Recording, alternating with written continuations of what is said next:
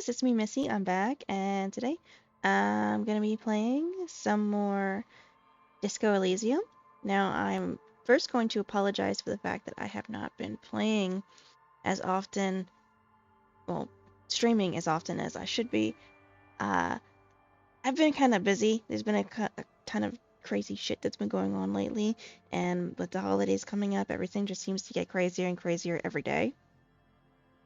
But I do apologize for that. I'm going to try to be better for you guys. And the other thing is, don't forget to follow me, because if you do, you unlock a new model. And I'm so excited to show her off. I really want to. So guys, come on, please. There's nothing you can lose by following me. Trust me. I'll do the best I can.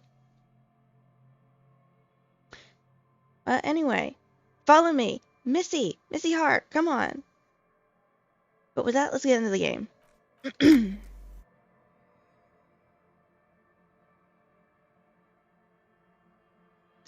I love this game so fucking much.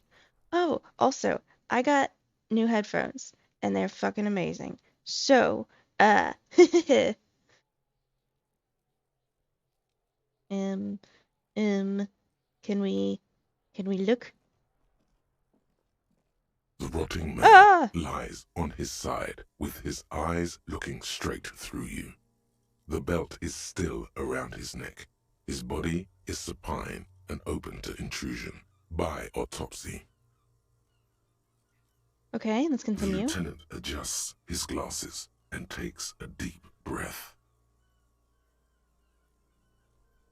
Okay, so I can't do that. That reminds me. Have I put anything into anything?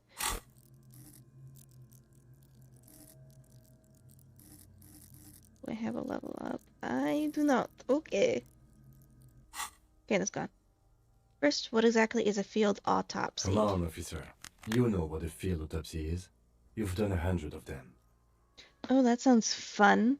What you do know is, at 18.9 kilometers, the dormant shield volcano, Corpus Mundi, is the world's highest summit, and the failure of the 38 single, Et puis descend, to crack the top 20 was the death knell of disco.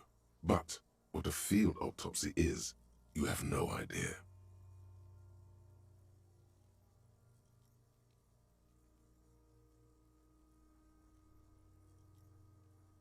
You have another pair of gloves. Unfortunately, no. I have gardener gloves. Maybe they'll be enough. They are better than nothing. Tell you what, I perform the anatomical side of things while you will take notes. Okay, where should I take these notes? In your paperwork, officer. Just fill out the field autopsy form.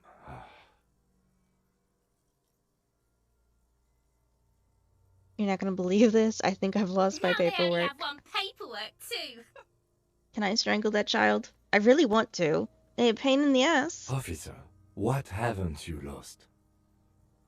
My mind. Actually, no, I've lost that too. So that don't count. I've lost everything. Sorry, man. Still have my disco trousers. Look at your pants. I haven't lost this satin shirt. Smell your arm. Satin.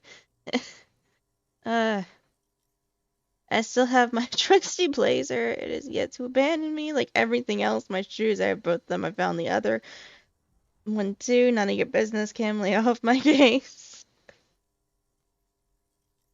Let's go with pants. Yes, barely. Oof. He looks at his blue notebook and sighs. Oh, I can give you God. my paperwork. There's an autopsy form there. Several, actually. But only if it helps move things along.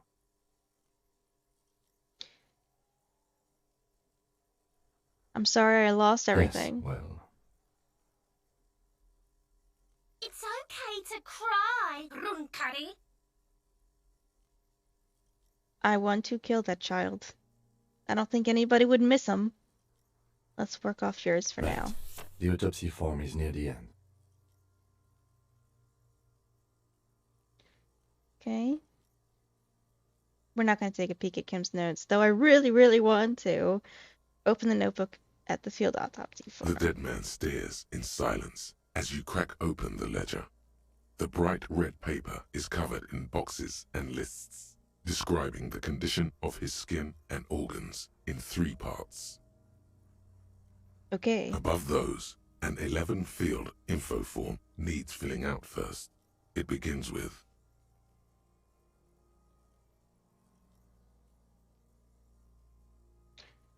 Again, That's you.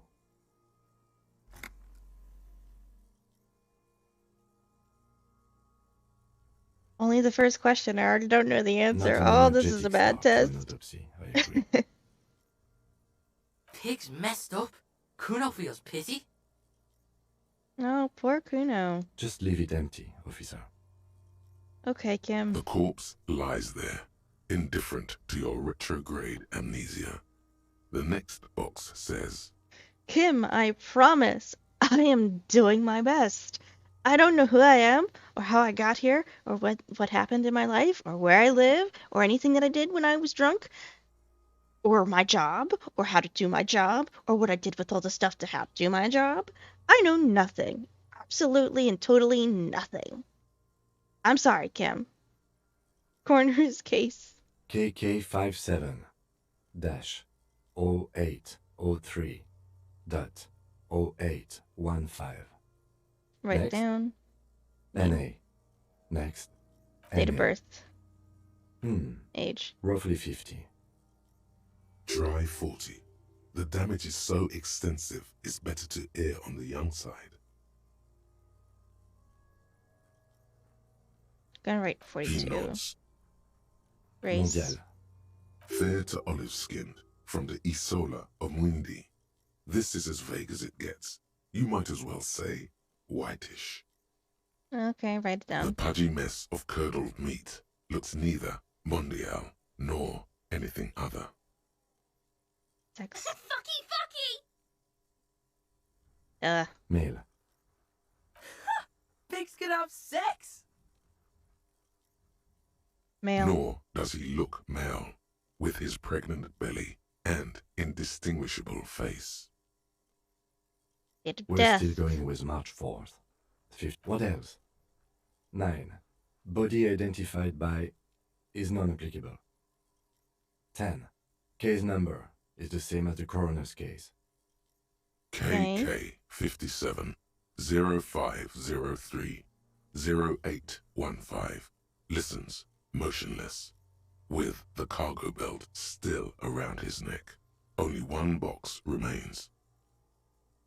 Okay, evidence of treatment. None. At least not after the initial examination.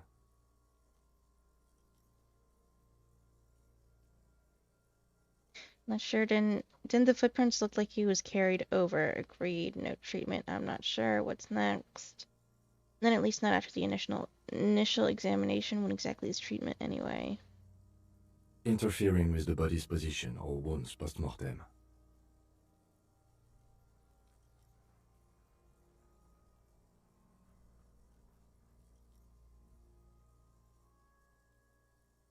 I agree. Lividity pointed a lynching. I'm not sure. Didn't the footprints look like he was carried over? Agreed. No treatment. I'm not so A sure. silent nod. The lieutenant places his gloved hand on the corpse's chest, as if in preparation. I mean, if you're saying that after postmortem he wasn't bothered or anything, I disagree, because those freaking kids were throwing stones at the dead body. Your central nervous system recognizes this gesture. It's the stations of the breath. Ecclesiastic, religious in nature, a holdout from pre-DeLorean burial rites. It takes him 2 seconds to perform. Then, somewhere in Jamrock North, a small wood shed behind Rosencrantz Row, Lieutenant Nick Feuerbach puts his hand to the chest of a small corpse, no larger than a monkey. It's raining outside, light drizzle. There is darkness in the shed. Okay. Elsewhere yet, an obese female sits in a wicker chair, her silhouette bull-like against the window. Outside, Grand Coudon. The day is turning dim for Sergeant Mac Dawson. Hand extended, he approaches, to make sure she is dead more than anything else. Okay. And so, all across Jamrock, Coal City, GRIH, 42 deceased persons found today, 42 stations of breath. Okay We should then. start the post-mortem. Yes, we should. Turn the The corpse page. cannot feel Kim's hand on his chest. It no longer meaningfully interacts with its surroundings. A thicket of boxes and lists on red copy paper tries to answer why. External examination summary. Clothes. The deceased wears armored boots and white briefs. The make of the briefs is Babrodine, I think. Let's see. See, it's happening. Babrodine, yes. Inexpensive. Size M. Color white. The Okay. disappointment is palpable. The red-haired thing was expecting something more lurid. Well, I wish the red-haired things would go the fuck away. The Write boots it are down. ceramic, vitreous enamel. They are fused to his skin from blood flowing downward post-mortem. Removal of the boots is left for processing. Write The down. boot has a serial number. It's E50.100.100. The lines between the plates are in the shape of the alphanumerical. The number is purposefully concealed by the design. Tattoos. He stands up, feet planted on either side of the body. The upper torso is covered in a single, continuous tattoo, resembling a map of the night sky. It reaches from the right shoulder to the heart. The ink is blue and white. The assistant has a color photograph of the markings, to be added to the case files as document A1. The photo is taken on the scene, using a Trigat Mini. The deceased has a belt for airlifting cargo around his neck, tied with a hangman's knot. Color yellow. Length 3 meters. There is a buckle on the other end. Well-nourished, athletically built, measuring 1.8 meters. Generally consistent with age 42. Preservation is good. Ambient temperature below freezing. Body hair is light brown. Distribution is consistent with age. The deceased had male pattern baldness. Hair is combed back, short. Write it down. Lividity is consistent with hanging. The head is congested. Contusions are present on the head, chest, and thighs. Consistent with stones thrown post-mortem. Low velocity. Yes, that. Fucking low velocity. You think Kuno doesn't know what you're talking about?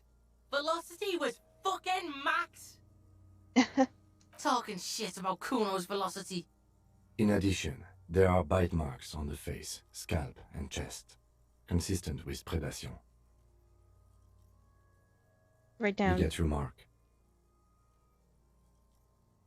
Lieutenant produces a small folding knife, with the other hand pulling on the belt. He starts cutting into the polyester. The stench is hard. After a while, it's obvious the material cannot be cut. Still wearing.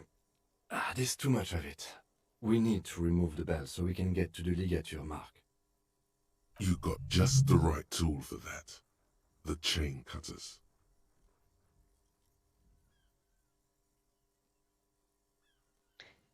Oh yeah, I'm prepared.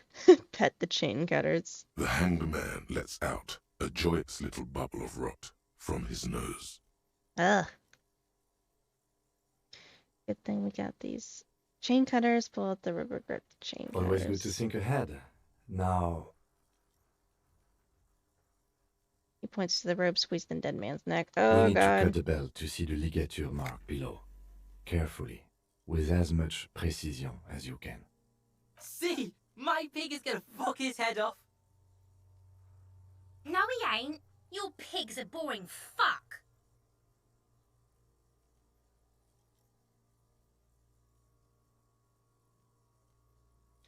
Ignore them. Look for a good spot to cut. The belt is equally tight around the whole circumference of his neck, swelling over the edges like white bread rising from the east.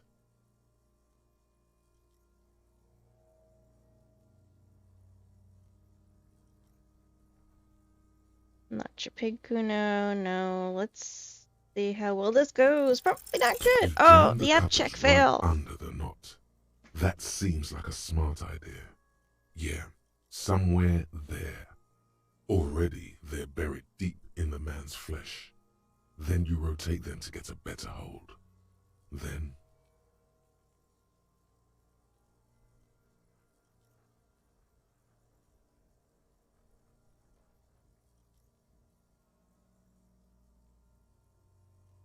Got some. Yeah, fuck him! Fuck that faggoty! Corpse fucking time! I hope you both die. Told you my pig was hardcore. I should have a go first. I think I have a strategy.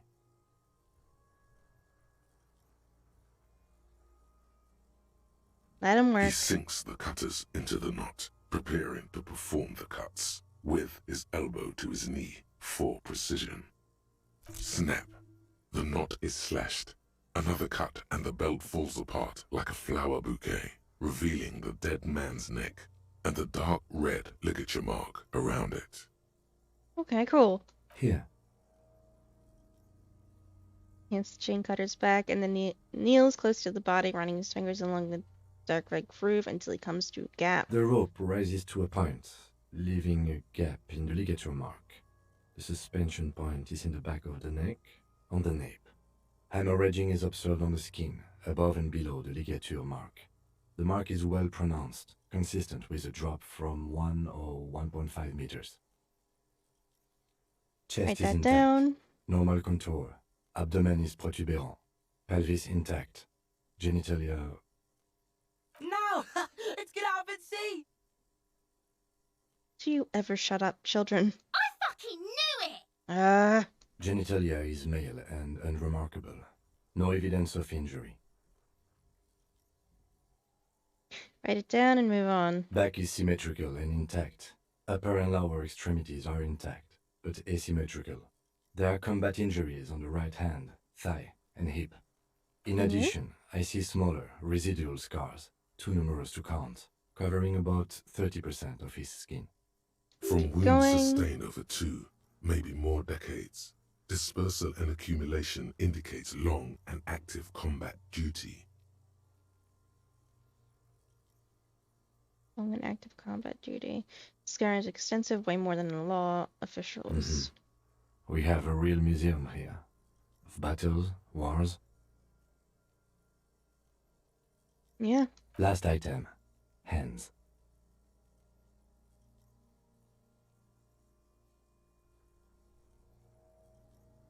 He takes the man's right hand in his, inspects it, then moves on to the other hand. Let the lieutenant work alone. I mean...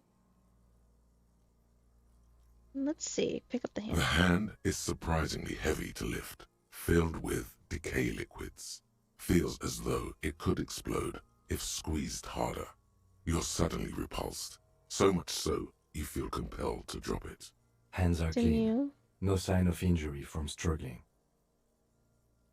Were we expecting anything? I was. Maybe I'm just not seeing them. Honestly, this stench is making it hard for me to think at the moment. Ooh. That's all for the external. Well done. What next?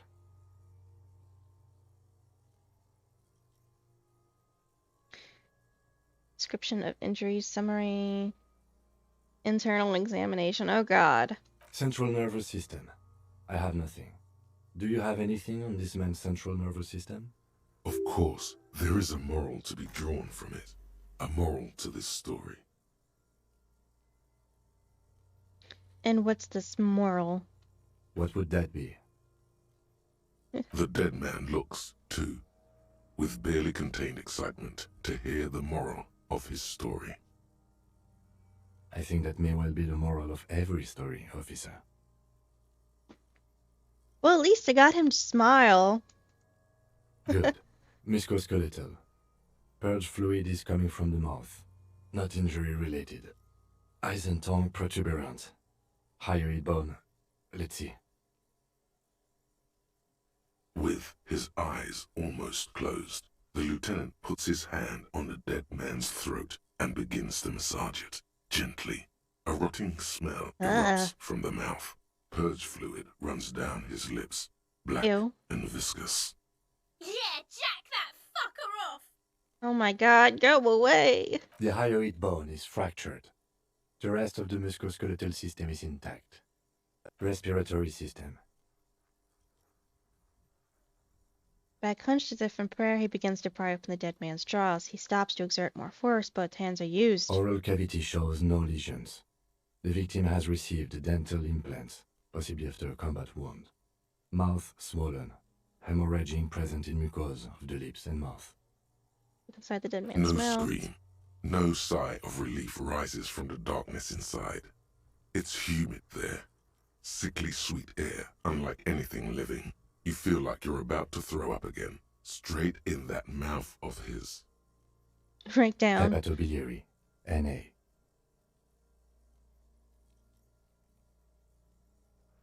Why don't we have anything? Are you a hepatobiliary expert? Hepato means liver, and biliary, the gallbladder and bile ducts.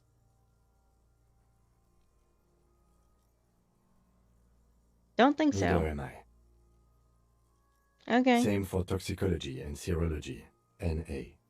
Cardiovascular. The body exhibits heavy lividity. Blood has gathered in the hands, feet, and neck.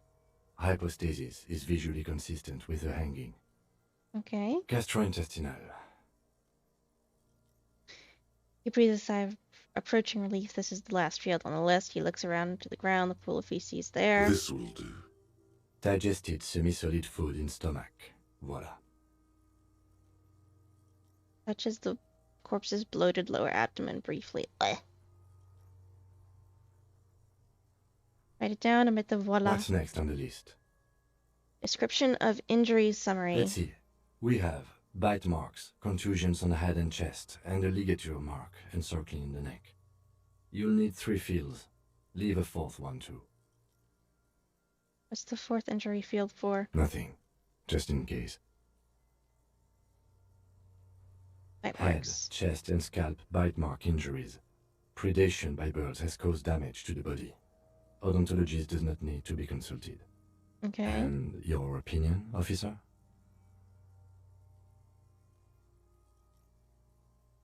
Non-fatal postmortem. Agreed. Next injury? Contusions. So, the scalp bleeds from a post-mortem head injury, a stone. The injury does not have the rim of an early inflammatory response. The perpetrator on the scene has confessed to causing it post-mortem. At maximum velocity, fucko! Has confessed to causing it at maximum velocity. Coagulated blood sticks to his scalp and chest, where the countless stones have hit the dead man.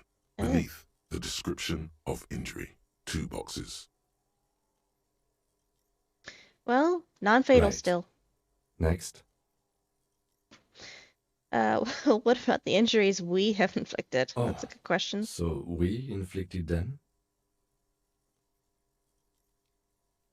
This is a team effort, man. Okay, so there's an incision on the thorax. But fine, from a I'll be chain cutter. nice. I wouldn't mention it. Better not to muddy the waters.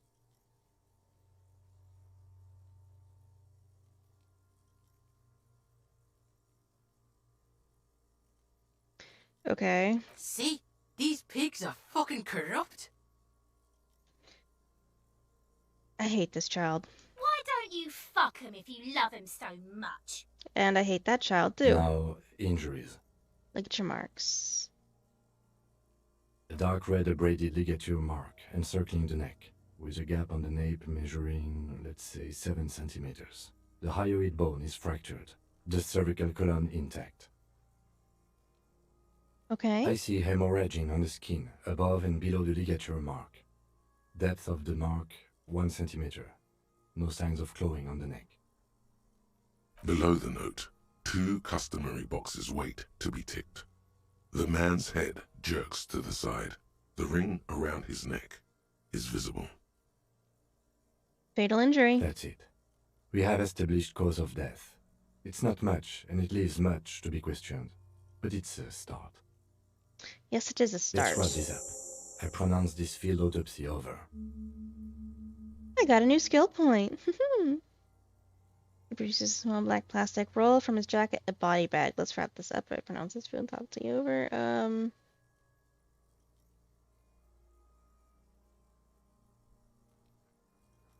But now give him back his notebook. Now we put him in a body bag and I drive him to Forborg for processing. Okay. The lieutenant looks at the dead man one more time, then at his notebook, then at the corpse again. Okay. You tilt your head, also looking at the corpse. I'm sure we didn't get everything. There's always something.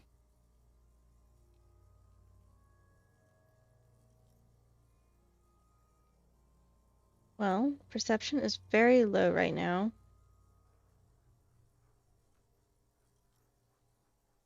Inland Empire. Let's do that one. I'm gone. I'm gone. Where have you gone? I can see you're gone, but who are you? What is happening? I hate you. You stink and you're boring. I can see you're gone, but who are you? I'm a joke. Look at me.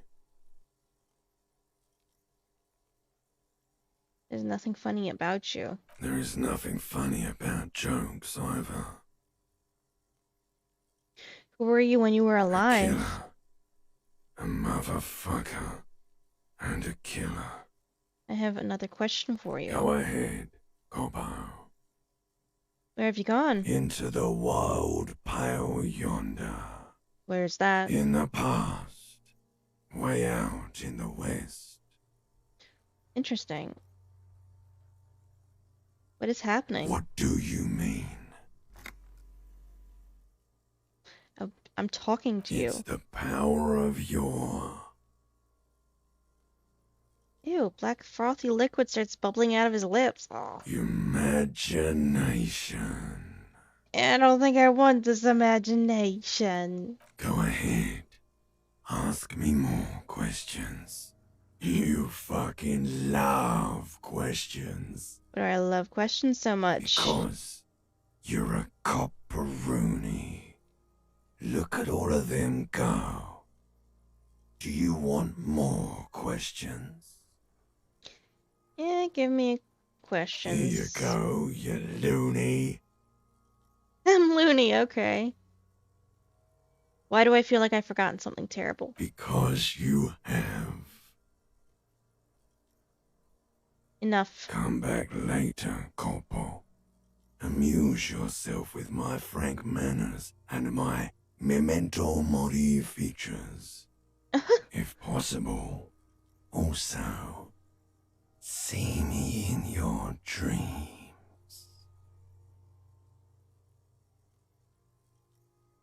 Okay, I'm leaving. I don't want him to bag up the body yet.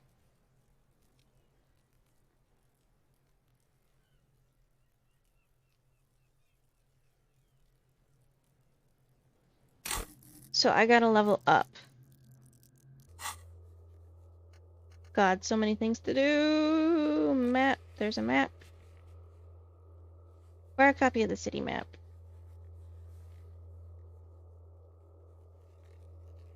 Composure and a Tom Leon, empathy, formidable, the hangman, perception, legendary.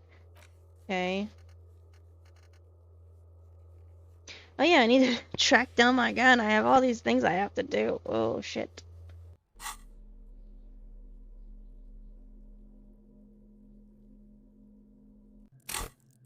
Okay. Composure, suggestion, perception.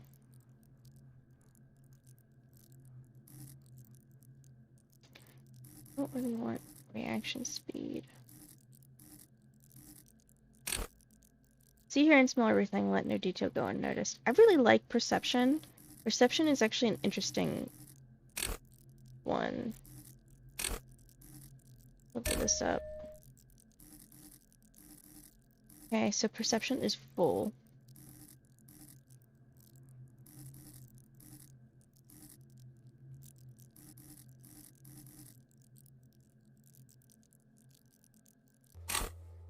Let's look at this. Is this almost done? Yep. 76. Oh, my head moves! Okay, I have 7 something and 31 cents. $7.31, we'll say.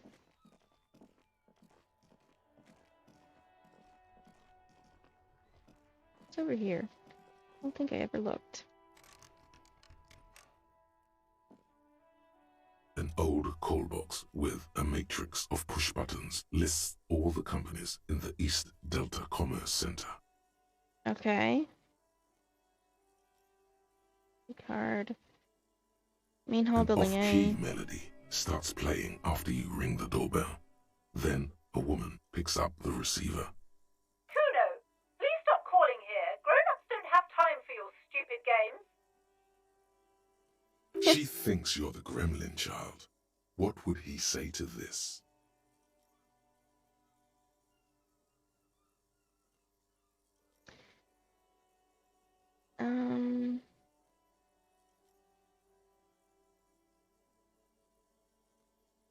Who's Kuna? This is the police. Please open the door. Sorry, officer. I thought you were... But the doorbell is broken, and the bookstore shouldn't even be on the list anymore. So I can't help you. Please don't call here again. Thanks. A single beep indicates that the line has gone dead. Boxing for young athletes and gym. 24th window. M's fashion. Taxi, the results been. The rest has been burned off. Slipstream. Fortress.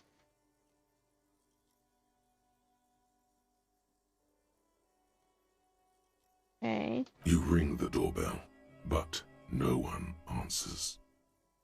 I'm just gonna keep trying What these because I'm a an nut. ominous name for a hair salon.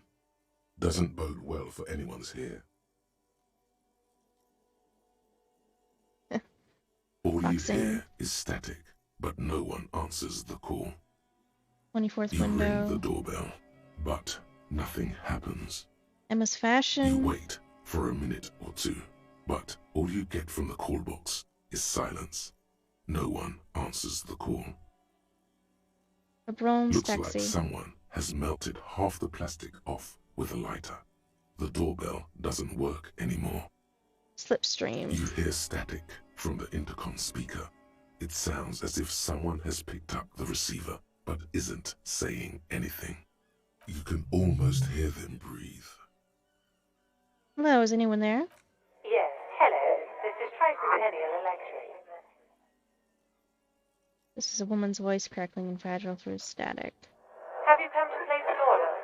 She sounds almost antique, as if her voice was being played off an old wax cylinder.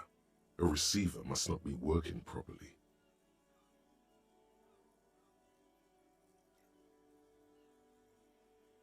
Yes, hello. Can you let me inside the building, please?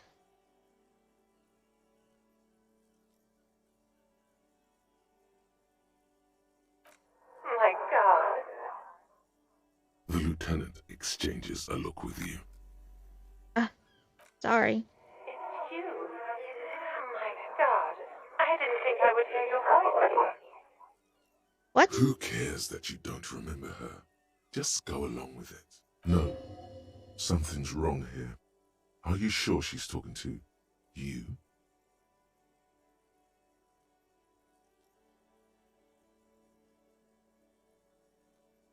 Do we know each other? Michelle, just please.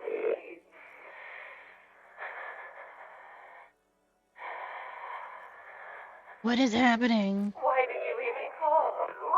I don't understand. You've been gone for months. I thought you didn't care.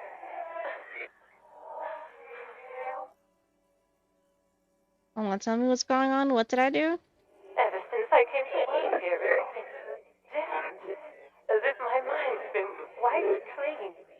A spot of static overrides her words. When she speaks again, it sounds like she's submerged. Okay.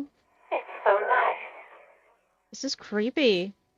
It's so nice to be able to finally forget. Forget about what? She sounds like she's about to cry. Oh god, please don't She cry. doesn't answer. Said it was nice. What's a nice spot for getting? Silence. The only thing you can hear now is static and waves washing ashore on the bay.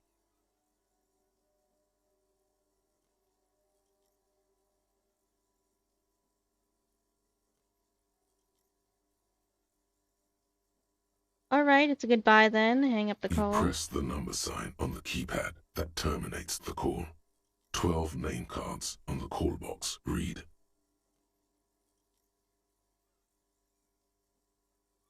Coalition.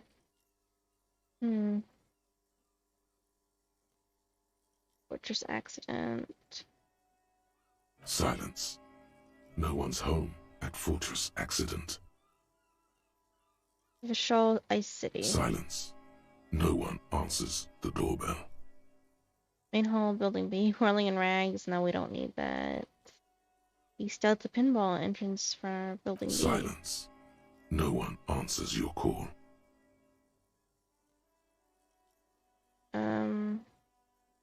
Empty This card. button looks new, but someone has removed the name card. Nothing happens when you try to ring it. Oh. Huh. This button looks new. It's probably not connected yet. Thanks, man.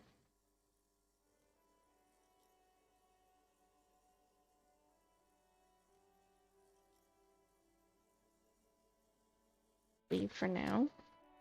That was interesting.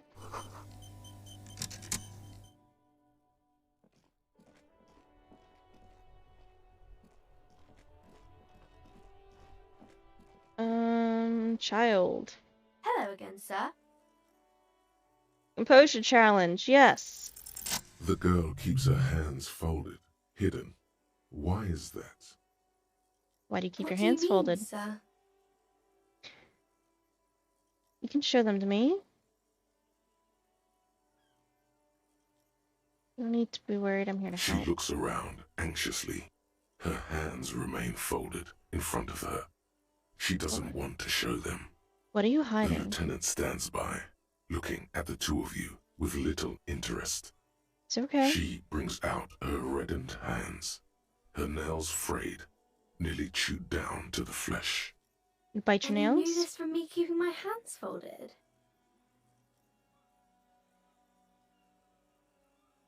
Yes. Well, that proves nothing. Anyone could do an easy deduction like that.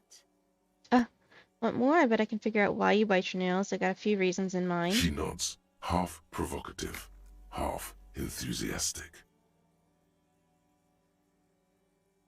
You're uptight because of your mother and the pressure she's putting on you. Rats been nibbling on your fingers. Child laborers, dismal working conditions. Shoot on nails means you're recycling your body material. It's an intense dedication to the way of business. You're no riches without personal sacrifice. You're uptight because of your mother and the pressure she's Maybe putting on so, you. sir. Okay, I know it's a bad habit, and I shouldn't.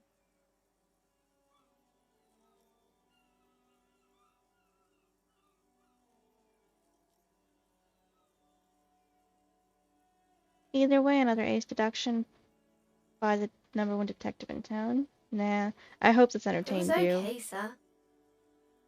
She's still got a rebellious There's streak. more that can be achieved here. Ask her to do the same.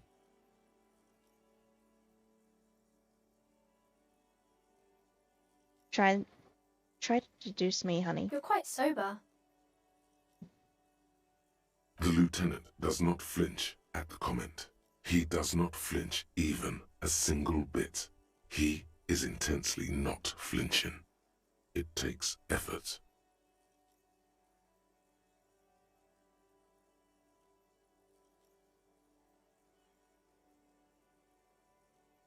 Wait, how do you know I'm usually not?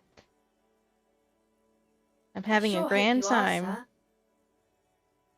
There she stands, swaying on her feet, assaulted by the early spring breeze. She smiles at you. The whole situation suddenly feels familiar. There's something you're missing. Suggestion, what are you missing here? What does this feel familiar? Why does this feel familiar? Suggestion. You have absolutely Ah, no damn. idea. Familiar? How? You must have forgotten something you heard again. Damn it.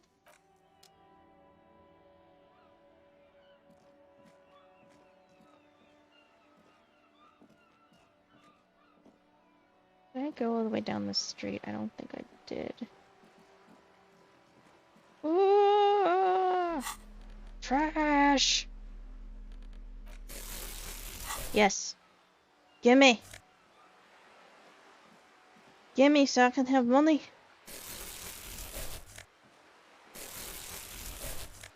All the money! All the money! What's this right here? Oh, I can't touch it? Fine, I can't touch it. This coin-operated viewer is facing southwest. Its coin slot is full of... Leave.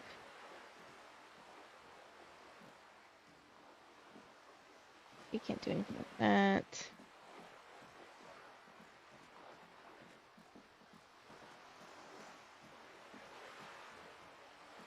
Bird! Bird! Hi, bird. Lonely Cormorant surveys the sea, indifferent at your approach. Brave bird! Bolt. The belly of this boat shines like it was recently painted. It really does, doesn't it?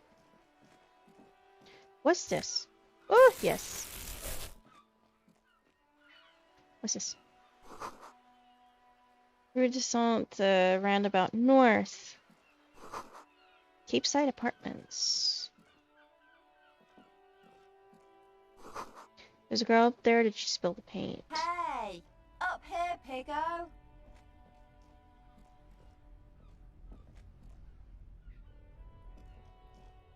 Hello.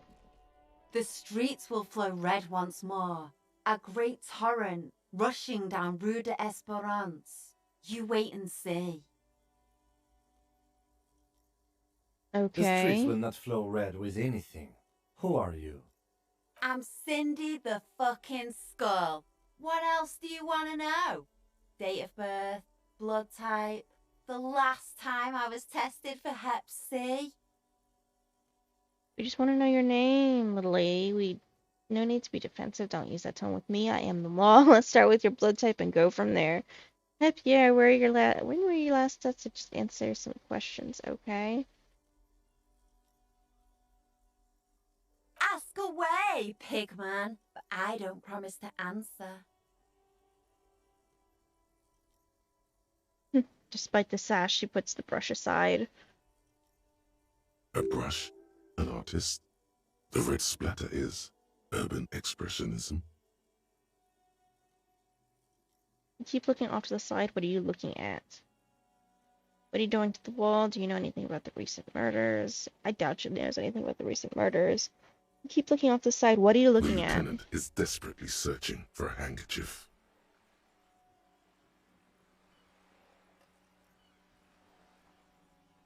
She turns her head to face the coast and nods disdainfully towards the woman performing maintenance on the boat docked next to the pier.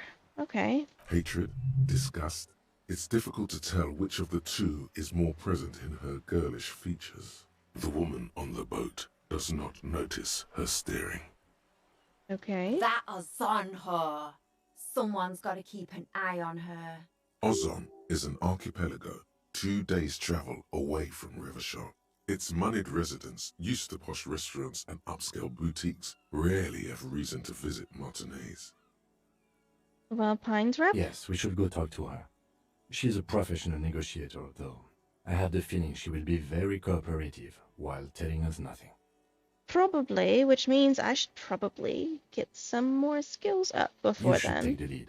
Ask her unexpected questions, you know? Do your thing. Don't be afraid to get a bit wacky. Throwing her off is our best bet. Also, I have free reign to go nuts. Cool. Good idea, piggies. Run along now. Fuck her shit up good. Impound that boat while you're at it. I'd like to watch her swim back to Ozon. What are you doing on the wall? Can't you tell? I'm painting a beautiful mural, an aereo graffitio visible from low orbit.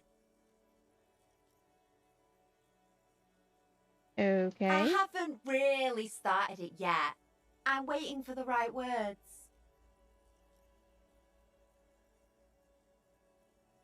So you don't know what to write. have you ever tried your hand at graffiti-o? When faced with a blank wall, most people write unimaginative stuff, like pigs go home and Mono is here. Okay. We rarely see pigs round here, though. Just union cads. And my name's not Mona, so... I have an opinion on this when I hear it. Yeah? Don't mind us, keep doing what you're doing. I'm gonna have to stop you. This is hooliganism. Actually, I don't have an opinion. I lied. I love public art. Thanks. I'm sure the inspiration will come to me now that I have an official RCM stamp of approval. She means the opposite. Well, she can mean a lot of things, and I still won't care. Anything about the recent murder. I ain't no snitch, pigstein. Go forth and forage in someone else's shit. No shortage of squealers in these parts. Actually, there is a shortage of people who talk to us in a normal, calm, informative manner. That's true. We weren't put on this earth to make your life pleasant, fucko. Well, thanks a lot, Cindy. Watch your back, ungulate. You've got eyes on you. Kinda figured. Thanks for the warning, though. What's in here?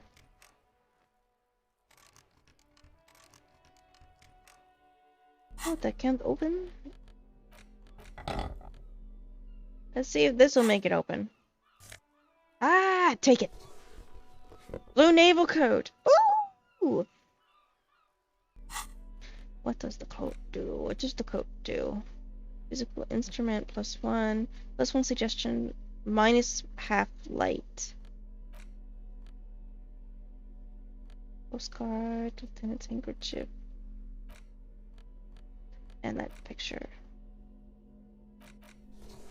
I want suggestion.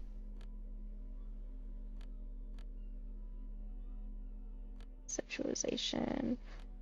Affair. Closure. This one interfacing.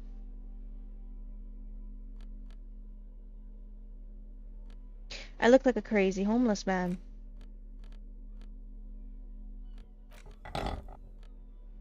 Okay. I'm so happy I looked there. Set the frame of a motorcycle in repair and tools used to disassemble it. Okie dokie. Anything else? Oop. This is mine now. Let's open this. A sturdy metal door guards the southwest entrance to the apartment building. It's locked. Knock. The door rattles against your knuckles, but there's no response. Knock The again. door rattles again, but this time you hear an elderly woman's voice calling out from inside. Stop Okay. banging on the door. I'm not letting any more strangers inside. Hold on, who am I Doesn't speaking matter to? who I am. Now go on, get out of here. From within comes the faint sound of a broom sweeping across the concrete floor. This is the police. Open the The door. police? Everyone knows the police don't come round here. But I'm not joking. No, I already told you. I won't be responsible for any more strangers getting into the building. Go check the backyard door. Maybe someone there will. Backyard Okay. door. There must be another entrance to the east. Interesting. Cool. Oh, there's something over here. Looks like there was more construction here once, decades ago. Let's go sell this stuff, get it out of my hands. Oh, what's this? I didn't even notice this, huh?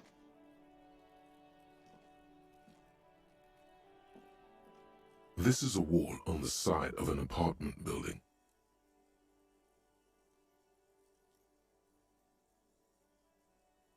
It's low, but I still want to try it. Because A this is 6-7? no ordinary wall. It is sublime. Look at it. The shadows, the colors. Let the conceptual joy flow into your pupils and bloom into thoughts in your brain. All the other walls on all the other houses must make a pilgrimage in adoration of this, the uncontested pinnacle of wallcraft, color peeled from the very face of God. More. Oh, Wallfather. Wallfather. Kim, I must paint this wall, add even more beauty to it. There's nothing to add. Gee, perfectionism. Huh? He sounds tired of it all. Cindy the Skull has all the necessary materials. Talk to her. First, I know you're tired, Kim, but take another look at this wall. Draw nourishment from its beauty. Let's talk to Cindy. Get necessary materials from her. If you must.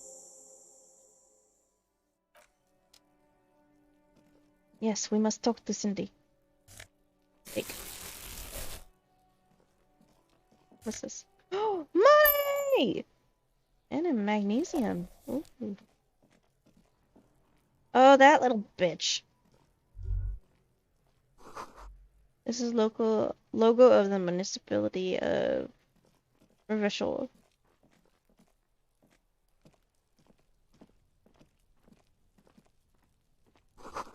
Garden hoses won't be of use until the snow melts. There's another entrance here. Chairs and tables eaten by rain and rot. Another splatter of bullet holes on this wall. It's just a closed door, but you look at it suspiciously. Sus. Sus. Can't go in the greenhouse, I guess.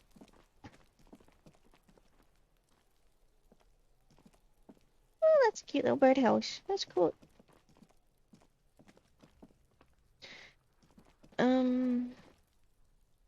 We'll deal with the Kuno pains in the asses in a little bit.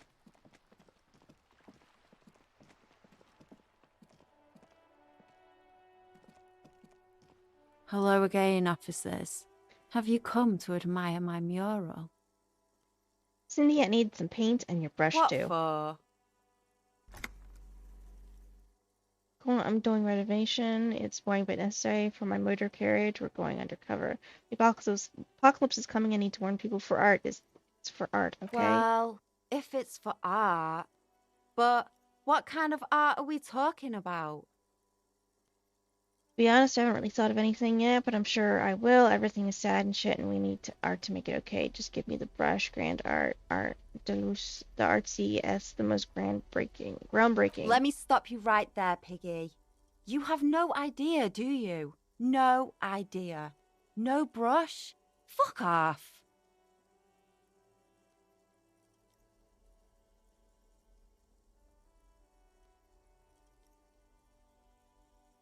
You crush a man's dreams like that. I hope you're happy. There, Piggy.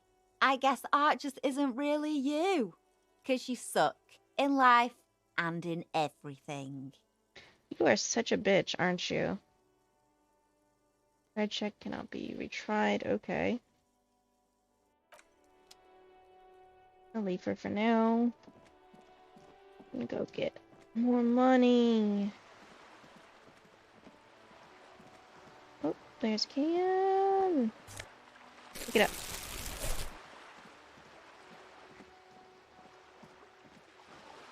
Get money, and then we are going to come back and talk to that woman. Son, you've really let yourself go. It's a disgrace. But Coach Physical Instrument is going to get you back in prime condition, even if it takes 1,000,000 push-ups. Which physical instrument does that mean? You'll call me a maggot and a Nancy boy to motivate Does me? a master swordsman insult his own blade? No. I'm going to turn you into an athletic benchmark, you big pussy. Yes, sir. Forge me into organic steel, Coach. It's going to take blood, sweat, piss, and tears. But when I'm done with you, boy, you will be a master athlete. Let's do this, Coach. I'm with you. Behold, world. Here walks a sportsman, hands choked and hair kept back with a bandana. The Homo Athleticus. End.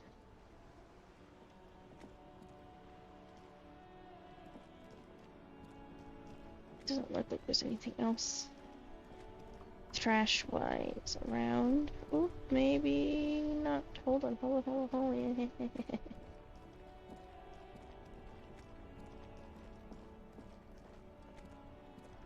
What? I can't take the cup? I can't take the cup? But I want the cup. Sewer grate, a gateway to the river of filth. I don't think I walked all the way down here. A helpline to the company that controls the drawbridge. Okay. There's so much around here. It arises from sewer, sour, acidic, and strangely comforting. That's weird. Yes?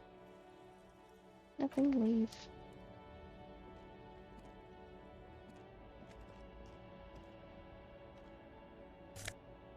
Take.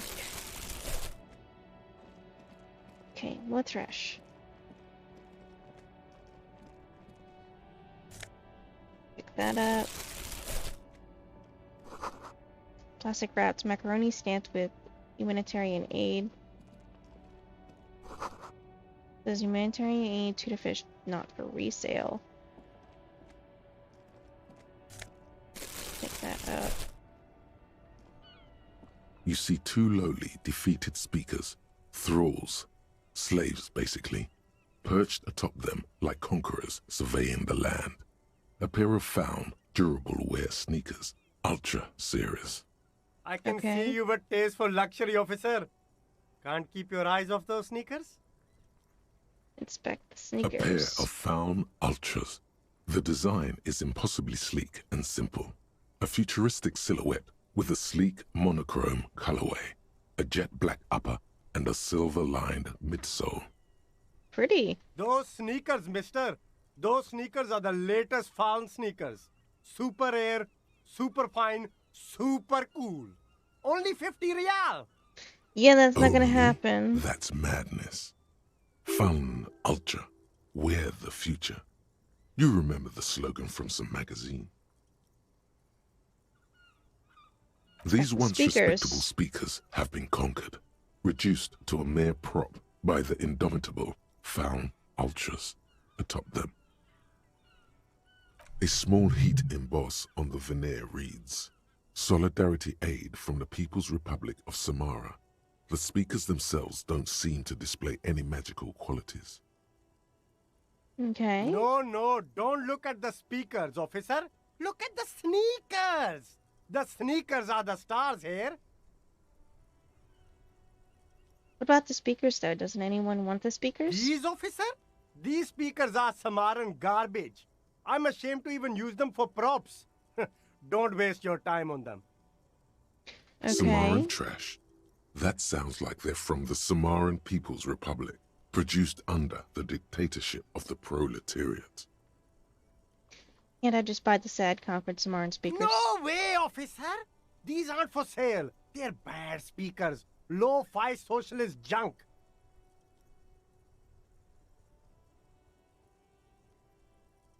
But I need some speakers. Well, if you want them... But see, they are the pedestal for my sneakers. If I let go of the speakers, where will the sneakers go? I can't leave premium lifestyle sneakers on the ground. If, on the other hand, you wanted to buy the sneakers too, I could maybe throw in the speakers for little extra. 50 cents? Oh, you Damn. ass. So you have to buy the sneakers first. Okay. Talk to him. You see a Samaran street vendor surrounded by a motley assemblage of goods. When he realizes you're looking at him, his face breaks into a wide, welcoming grin. The name Sileng is embroidered over his breast pocket. Happy Okay. shopping, officer. Everything's cool here. What's so cool? Everything's cool. The goods are cool. The customers are cool. The place is cool. And one more thing, officer. What's that? You're very cool. Bang, bang, bang, bang! Really? You think I'm cool? Yes! You got style. You got personal style. You know what you like. Surveys his consummate kingdom with an air of satisfaction. You like premium menswear. Look around and browse. Everything looks cool on a guy like you. Take your time. Don't be distracted by the thanks, man. flattery and funny man act. Questions?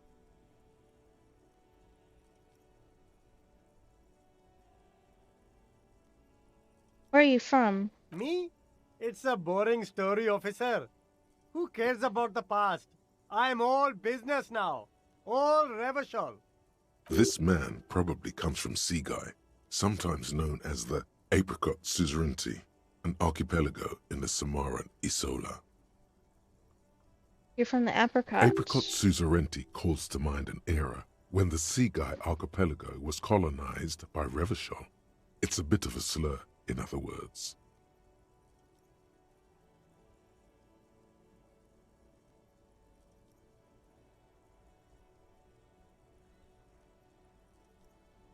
Sorry, I didn't mean to say that. Very cool. I admire your awareness of our intertwined histories. It's super nice of you to apologize for colonialism. But the apricot suzerainty is a shithole. That's why I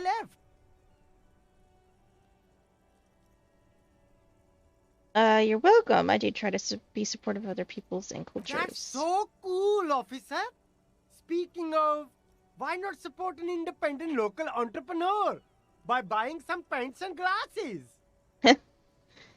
Food packages you're selling have humanitarian aid written on them. How You come? mean these delicious pre-packaged shelf-stable meal kits? Really easy to cook, no hassle, really cheap too. Buy some, try them out. No hassle. There's a little of a hassle here, it appears. A moral hassle. Doesn't that beat the idea of humanitarian aid?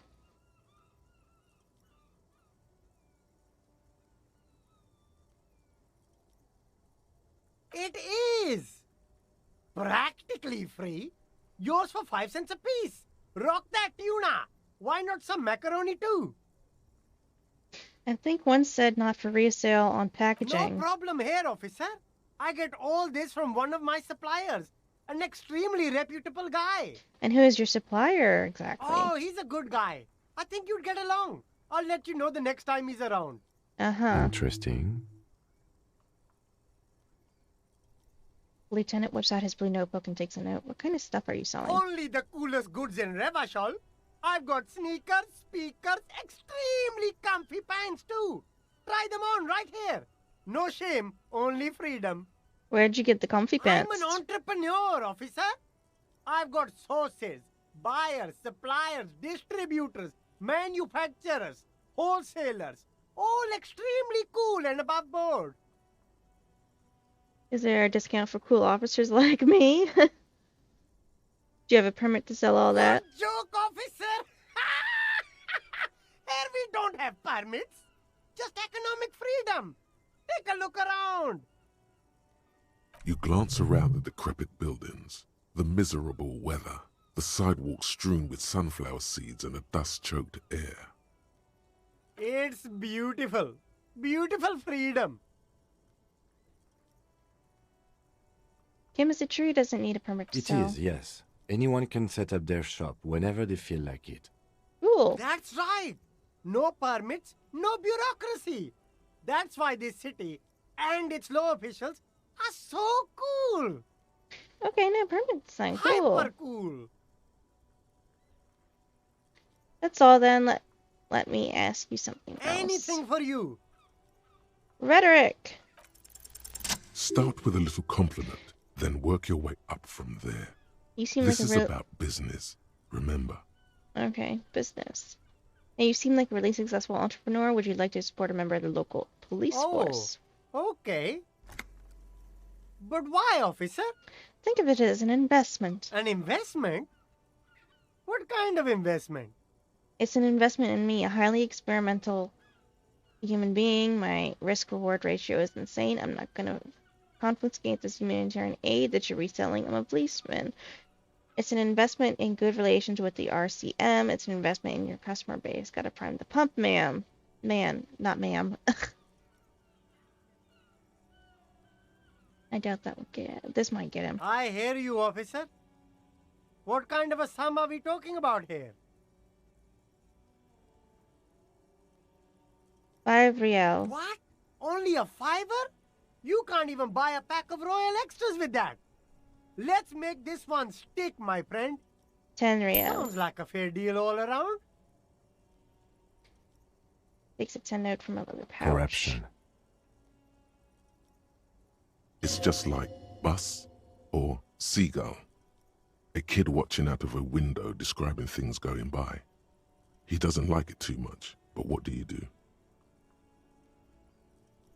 I'm gonna have to buy his shoes at some point, my man. I really want the shoes. So do not discuss with me corruption. Think of it as the, money for shoes. So much shit. So much shit. Let's go freaking. Ugh.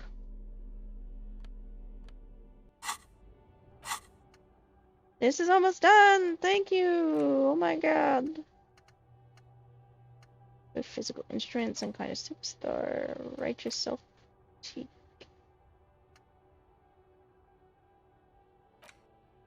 Ace is high. I don't want that so bad. What's this? This is a good gift for the people of Messina. Good gift. Good gift. Whatever. Me no speak well today, apparently. There's so many little nooks and crannies in this game. G'day to you, officers. A burly man hangs out by the waterlock, carving up a generous serving of salami with an old hunter's knife. Cool. His eyes are fixed on a man stranded on the other side of the waterlock and on an enormous billboard that has fallen down into the canal between them. First things first. My friend Barry the Butcher is stuck on the other side of the waterlock. I'm keeping him company and eating his salami. That sucks. From the corner of your eye, you see a man in a yellow shirt and grey overalls waving at you from across the canal. He seems disappointed about the wreckage on the waterlock and the salami. Very good stuff. Anything I can do for you, officer? Man on the waterlock picks the skin of a slice of salami and takes a sizable bite. You know what caused this wreckage? I wasn't here to witness it, but those look like tire tracks on that sign. Weird, huh? Then again, plenty of daredevil drivers in Revachol. The words daredevil driver sound ominous to you. Okay. Too bad it also takes a year and a day to repair anything round here, especially a waterlock. The rest of the coast is closed off till then. Do you know what's further down the coast? Well, there's the fishing village, an abandoned fish market, a bizarro church. Not much use to the congregation, though. There always seems to be something wrong with it. Okay. Yeah, not really much else. Just bombed out ruins. Can I have some of that salami? Sure thing. It is salty, it is savory, it is chewy. The hangover only makes the salami more tasty. Awesome. Want some too, officer? Kim won't want any. Oh, wow! Lieutenant ponders the offer for a moment and decides to go for it. He takes a slice of salami from the man and chews it. Right, bye. Thank you. That was actually very sweet. A couple of indicator lights are missing from this control panel. Loose wires dangle from the now vacant holes. In the middle is a lever. Beneath it, a small metal plaque. This panel usually closes the waterlock, turning it into a bridge that lets you cross the canal. But there's a crashed salmon and butter sign in the way. Pulling the lever probably won't do anything. Okay, then leave for now. Perhaps we can fix it later. Put our lock out of order until Wednesday, 7:15 a.m. This.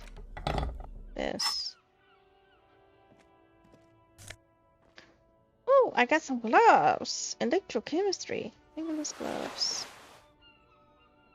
Intéressant.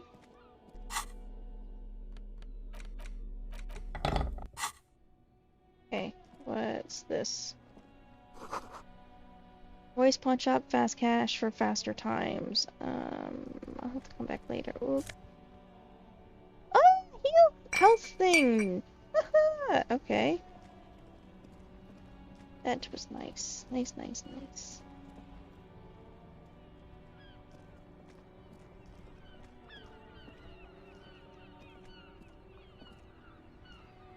Okay. Let's go back down.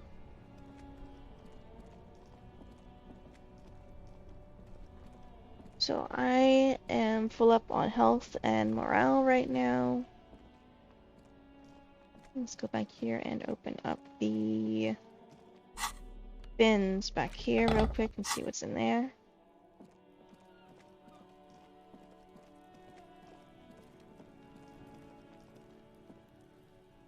Open it. This trash container is locked. The sliding lid has a padlock that says, whirling in rags. There's something in there, not necessarily connected to the case, but still. What am I looking at? Why am I looking at you, trash container? You're just a trash container. The body is downwind from here. Maybe you prefer the smell of garbage to the smell of death. Lieutenant, what do you think could be in there? Trash, food waste from the cafeteria.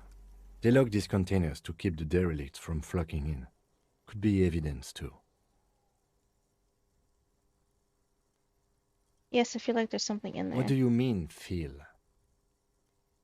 It's extra sensory perception, whatever is in there holds a special significance. Just a hunch, maybe someone threw something in there. Mm-hmm.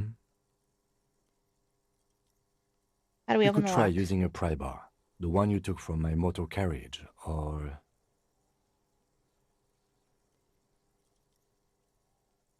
No or pry bar. We might want to ask for a key from the manager of the Whirling in Rags. He probably has one. And he also has information. Physical instrument. Leave for a second.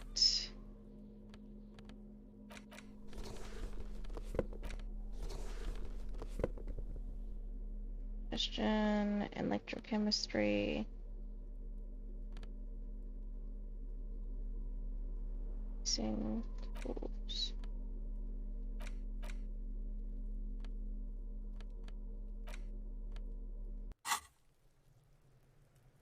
This trash container is locked. The sliding lid has a padlock that says, whirling in rags. Give it a try. Force time isn't happening. You've jammed the pry bar under the lid, but it just isn't bending.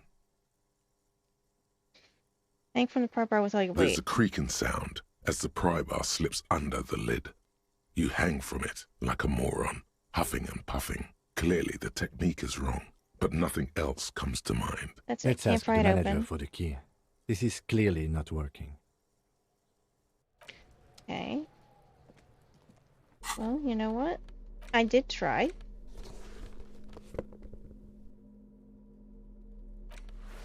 A suggestion.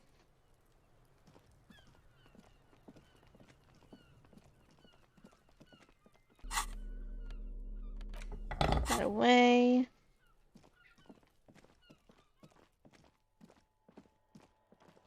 And let's head down this way. We'll talk to the other guy in a little bit. I just want to get some muns.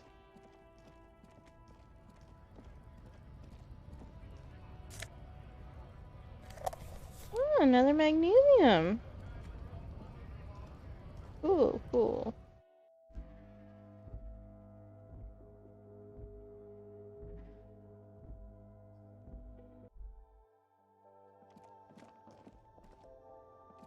I'll talk to her. The tear machine stands. Your Insert your bottles clunk bottles. into the machine, and the money appears with a satisfying jingle. Okay, so I'm 1854. Okay, let's leave. And we'll go talk to the manager in the Whirling Rags. And then we'll go talk to that lady.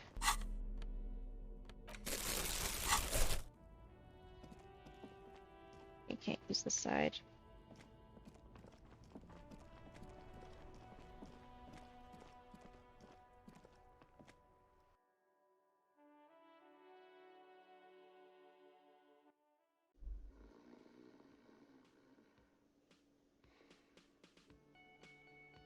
Okay, let's go over here first. Bottle of rum that has been knocked over, beautiful dark liquid is spilling out. That sugary black rum stain on the counter makes you teary-eyed with joy. It's almost touching how syrupy and sticky it is. How long have you been up already? Not now. Oh, excuse me. Do you have something better to do than lust for sweet syrupy rum and lemonade? With a twist of lemon? Maybe lime. Maybe who cares? Just rum? Maybe I should lick it before I go. Yeah. Your mesolimbic reward pathway is going wild at the thought. Lick it, lick it, lick it, your receptors chant. Don't lick it. What happened, man? You used to be cool. Go get your boring normal person drink then. Get your drink on and your act together. Yeah, I'm good, man. Talk to the sleep guy.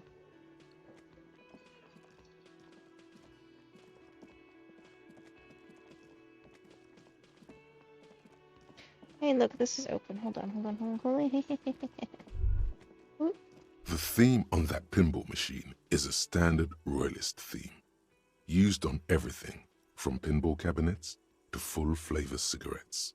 What are its hallmarks? Clinging to a picture book version of the past century, waiting for the king to come back and cast out all the profiteers and homosexuals. Basically, imagine a yellow plastic crown with a liquor brand emblazoned on it.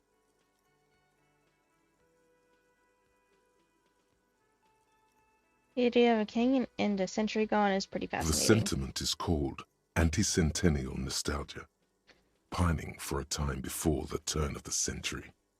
It's common even now, after 50 years. Interesting. What's this?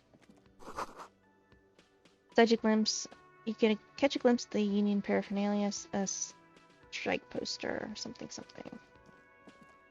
Don't know why my brain crapped out on me a little bit when I looked at that. The dishes are dry and they smell of chemicals and pine trees. An aroma of spices, alcohol, and tomatoes hangs in the air. You see a heavy steel door with a prominent dimple lock. It's painted blue. Okay. You immediately feel drawn to the color. Blue is for mystery. Touch the door. door. Cobalt blue surface feels rough to touch. The stainless steel door is flush with its frame on every side. Okay. It leads to a side building, adjacent to this one. The old building next to this, half ruined. Whatever is behind it must be older. Try to push the door. The door does not budge. Wonder where this door leads. It's a door in the back of the kitchen. Why do you care where it leads? I am drawn to its cobalt blue. Where the whirling in rags, there's something about this place that makes me want to know. Out of duty, we may find something pertinent to the investigation. You're right, it's nothing important. Let's go. I am drawn to its cobalt blue. It is quite pretty. I suppose we could look into it as a side investigation. Yes! I got him to agree. It's hardly a side investigation. You already have a name for it.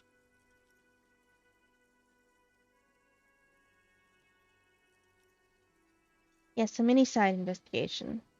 Gart is the person to ask about this. The cafeteria manager. Okay. Awesome. Okay, you. A thin man is smoking below an exhaust hood, occasionally sipping from his mug. This must be the Whirling's cook. Hello. As you step in, he nods toward the table and says something in a completely foreign language. The only words you can make out are Garancy and Quebec. Okay, it's definitely not his name. Whatever you do, please don't call him Garancy Quebec. Please. It's not funny. Ignore him. Let's leave. I have no way of knowing what he is going to say to me anyway, so...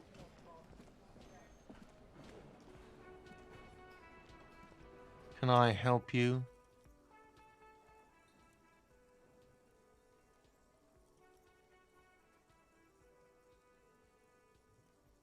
Is the trash container out back yours? Mine? No, it belongs to the Whirling in Rags. Thank you for clearing that up. Why do you keep the container locked? Why? To keep the hobos and drunks out. That's why. And the neighbors too. They put their trash there and they don't pay for the garbage company. I thought as much. And are you the only party with access to the trash container? Well, yes. Us and the garbage disposal company. Okay. It seems a little callous, doesn't it? Something stirs in you. I wonder what this feeling Prod at him is. and find out. Doesn't it... Goodness. Doesn't it seem callous to you, guarding even your leftovers from the poor? Callous? What are you, Kras Mazov? Almost all establishments in Revachol keep their trash locked. The Whirling in Rags is not special in that regard. Krasmazov, nom de guerre, was an economist and a historical materialist. He was a leading figure on the Grad side of the Centennial Revolution, where he headed the 9-day government.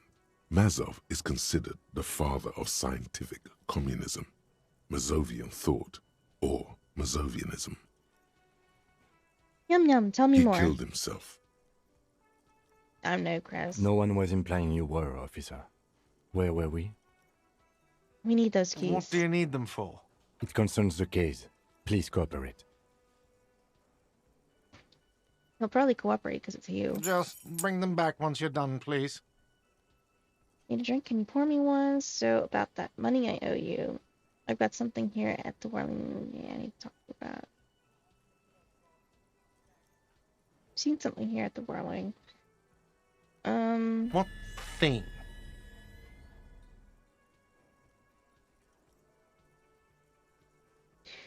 Mysterious blue door back Oh, the kitchen. yes, that door, sure. There's nothing mysterious about it. It's just a door.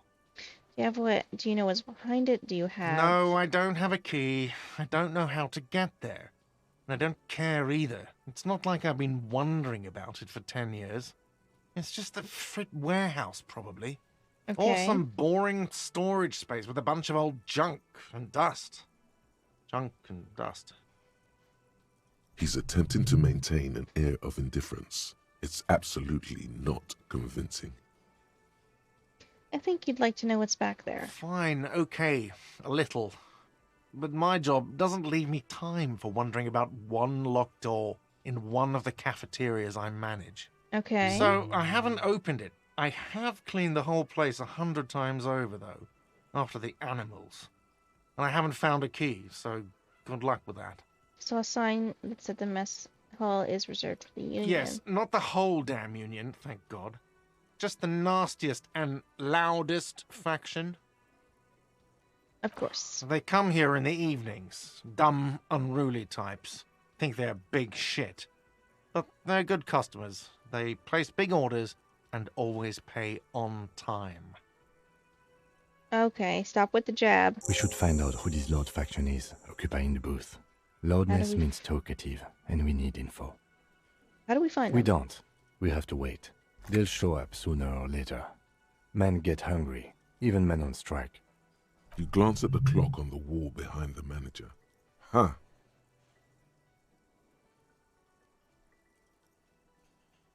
It's after 16. Sign said reserve starting. Wasn't anyone in the mess hall? Good question. They're probably getting drunk or protesting something somewhere. Or laying low after the, lynching. Whatever he Okay. may feel about you, he can't miss the opportunity to throw you a look of what he assumes is shared understanding. Go with it. Okay, nod sagely, I think I see. Yeah. The Union guys think they're untouchable. They probably fucking killed that guy or something, and now think they can hide out till it all blows over and it's fair weather again in Martinez. I have a feeling we'll make their acquaintance sooner or later. We probably will. Something else I want to ask. What? By the way, you should come back to this thing-based questionnaire if you see anything interesting in the whirling later. Let's leave. Lonesome. Long way home. Oh, finally! Here we go. Home awaits. Walk past Station 41 and through the market, past the Boogie Street spearhead to the other side of the lake, the frozen eye at the center of the district. Then past the video rental store on the corner. There, at the end of a street lined with pine trees, a small house no larger than a matchbox. 11 Voyager Road. You no longer live there. Those times are gone. And so are those people. Why did you come here? Why are you still here? And where's the dealer? You have to get back to work. That's all you have now. Interesting.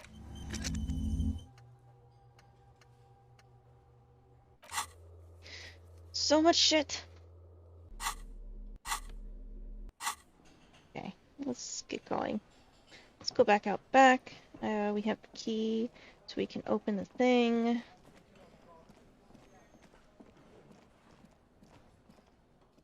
Then we'll talk to that fancy woman. That's the rep of the Pines or something.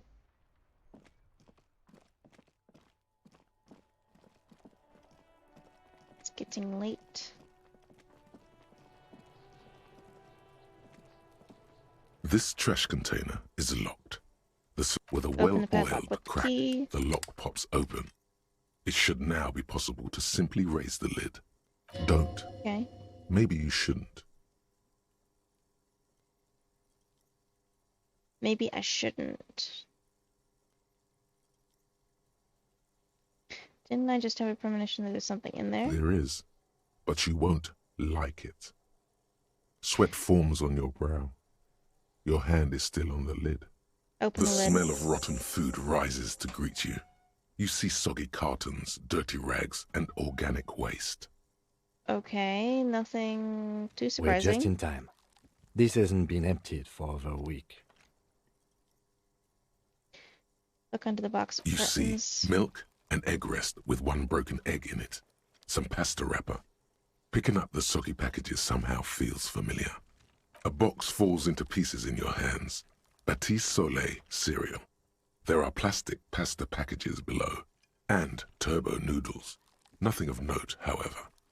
Pick at the Among rags. the threadbare kitchen towels, something catches your eye. A pair of denim trousers.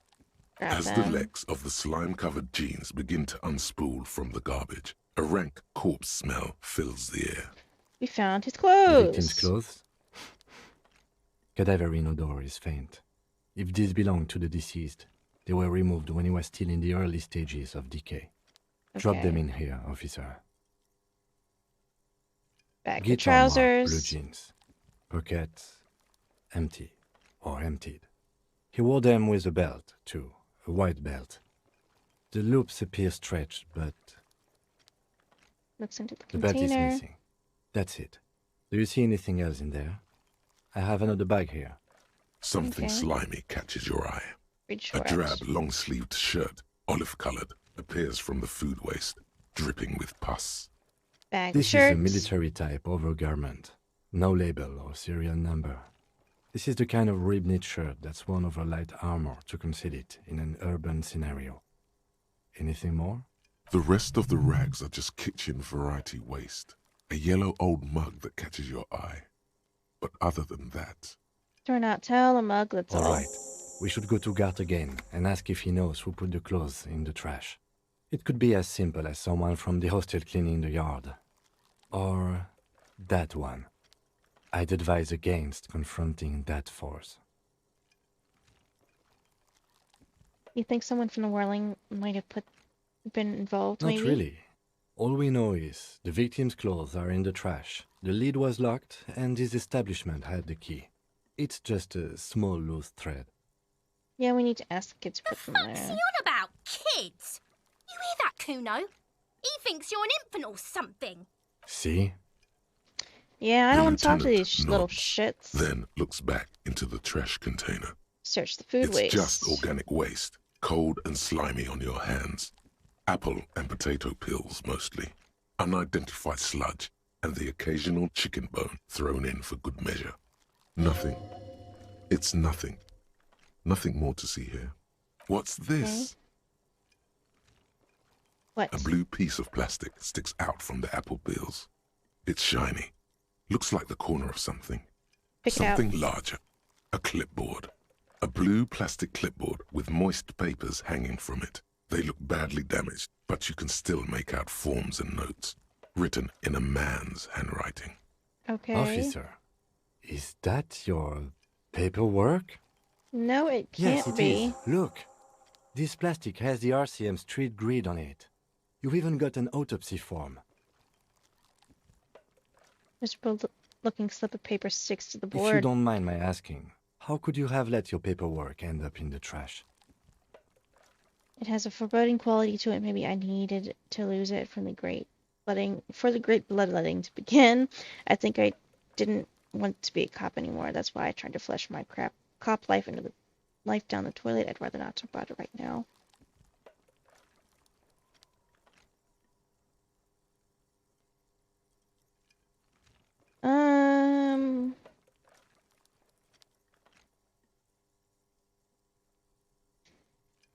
I like their answer. He doesn't know what to Lucky say. we found it. You should take stock of what remains, just to be sure some has not made it into the hands of the RCM's adversaries. Organized crime and the like. There might have been police secrets in your notes. Okay, it I'll would do also that. not hurt to start taking notes on the case. Now, tell me what your eagle eyes see. Or are we finished? Eagle eyes. Oh, that's funny. Some items, such as the ledger you found, are interactable. Go to your inventory and select the Interact tab to read your paperwork.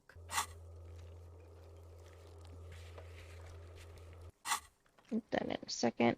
The mug, I'm getting that You mug pick too. out a broken mug with an oddly racist depiction of the yellow man frolicking in saffron. An antique? Only in its social sensibility. Take the mug. The Close the container lid. sounds a muffled gong. Oh, good job. That's one thing off the list. I think we got it all. Okay, leave.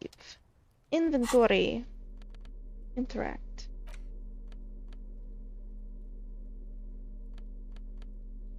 User unboxing interaction button and It's just a racist mug.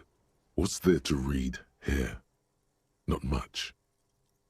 there's quite a lot to read into here, actually. Look at the content. Oh boy, here we go. What are you going to say about a broken, tossed-away mug that you dug out of the garbage? This mug is an example of prejudice. I'm going to use it as an example of what not to do. I'm going to push this into the face of every merchant I find and tell them, this is your insane ideology. Inane ideology, not insane. The mug will be useful by denouncing it. I can earn political capital to mask my badass hustling, i.e. fraud and embezzlement. The mug didn't belong in the trash. It was just a funny mug. Can't anyone laugh anymore?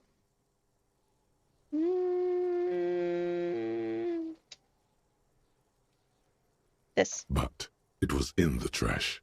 Why not just call it out when you see it? Or do some volunteering work. Just finish your case, detective. Aww.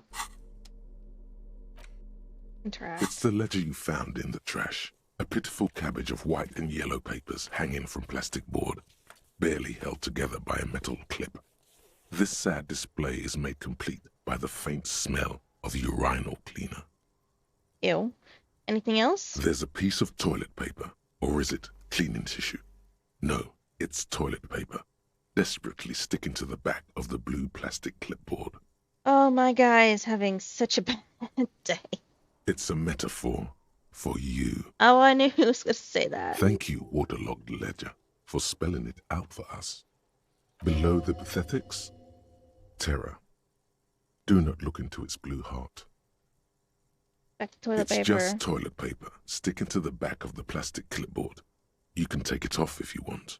Take it off. Still wet, the toilet paper peels off the plastic easily. All you have to do is shake it off with your finger and voila! The ledger now looks marginally better. Inspect the clip. An aluminium block runs the width of the board, biting down on the paperwork. Its crocodile teeth are the only thing keeping the papers together. A regular pencil, the tip worn down to nothing, has been attached to the clip. Run your finger across the aluminum. The surface is interrupted by a silvery sticker. It's rectangular, sparkling with iridescence. You don't know how you didn't notice it before. Looks like an official mark, made to be low visibility outside the right circumstances. It is similar to the RCM watermark on your blazer the lieutenant mentioned. Didn't he say something about the headlights of his motor carriage? That you can read these there? Lieutenant, is this one of the hologram watermarks you mentioned? What? Yes, halogen watermark used for adding information to RCM property. Interesting. What kind of information? It depends. Aside from an anti-counterfeiting stamp, mine has my station number and address. The information varies by date of issue. Okay. Maybe yours will have how many cases you've solved. How can I read it? Any capable light with the right wavelength will do. You mentioned the headlights of your... Yes, RCM vehicles have headlights tuned especially to reveal halogen watermarks. Okay. This means you can read the watermarks if you just turn the lights on. That's all. Thank you. While a bunch of sodden papers sag from the clipboard in your hand, it's a sorry sight. Browse the white papers. They're not exactly white. They're yellowed in patches by sunlight and alcohol and covered in dense blue handwriting.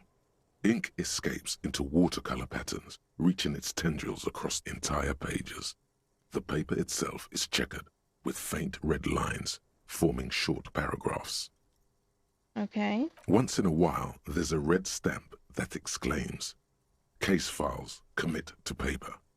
The case files themselves are plenty.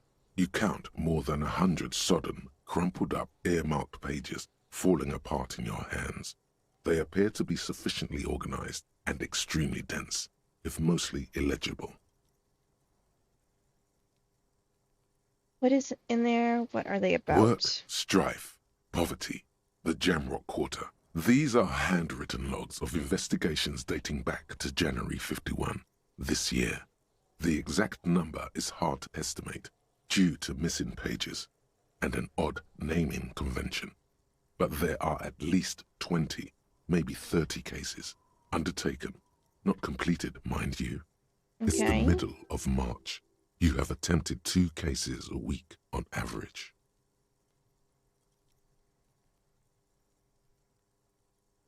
Is 2 cases a week a good caseload, Lieutenant? 2 complex cases to undertake is a lot, yes. You really have to push yourself. I would not suggest it, lest you start making mistakes. 2 cases a week appears to have been my load, Lieutenant. I'm not sure I completed them, though. 2? That's a lot. I didn't mean to say you are making mistakes, by the way. That was presumptuous of me.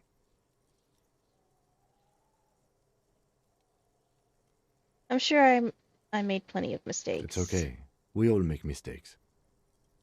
You're actually kind of sweet. You know that, Kim? Like a fan of girls, the checkered papers dry in your hand. The handwriting is extremely dense, if mostly illegible. There was a mention of a naming convention here. Yes, it appears you employ a, shall we say, robust yet literary system. Each investigation has its case number written on the margins. Yet, still more tellingly, Most are accompanied by a name. Okay. A title, one might say even. One that draws inspiration from Snoop fiction and Vespertine cop show staples. Oh my, and they're written in capital letters too. Yes, all caps. One is called The Next World Mural. Another, The Square Bullet Hole Murders. Another yet, The Unsolvable Case. More. Others appear more light-hearted. The guys on a couch in an unexpected location, and the murder at the hookah parlor. Even the rare article-free collapsing tenement. Murder features prominently throughout. Lovely. It's going to take an effort to piece these case files together, but it can be done. Once you're done inspecting them up close. Given my cases appear to employ some kind of naming You mean convention. the alphanumeric? Officer, precinct, time of arrival at the scene?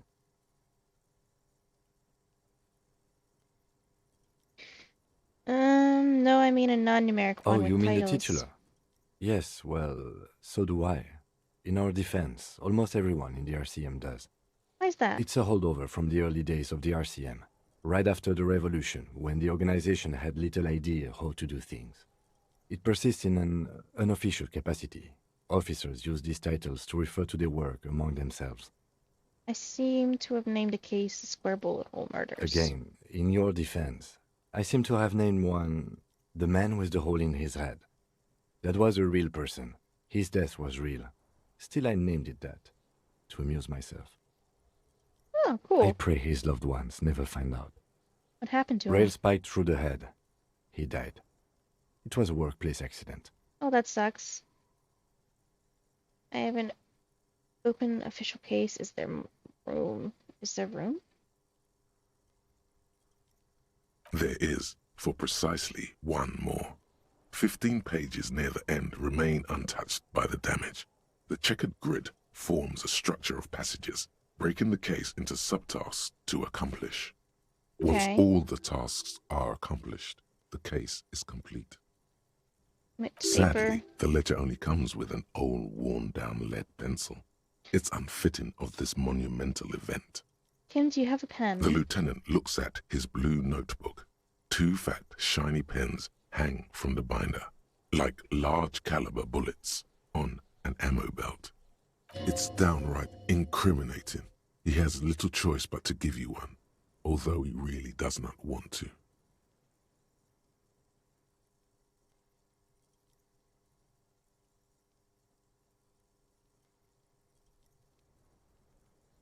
He is not really saying anything, just standing there, looking at them. Fine, I'll just use this crappy pencil. Absolutely motionless at first, then animated slowly, imperceptibly even. The lieutenant begins to browse his notes again, leaving you to the case files.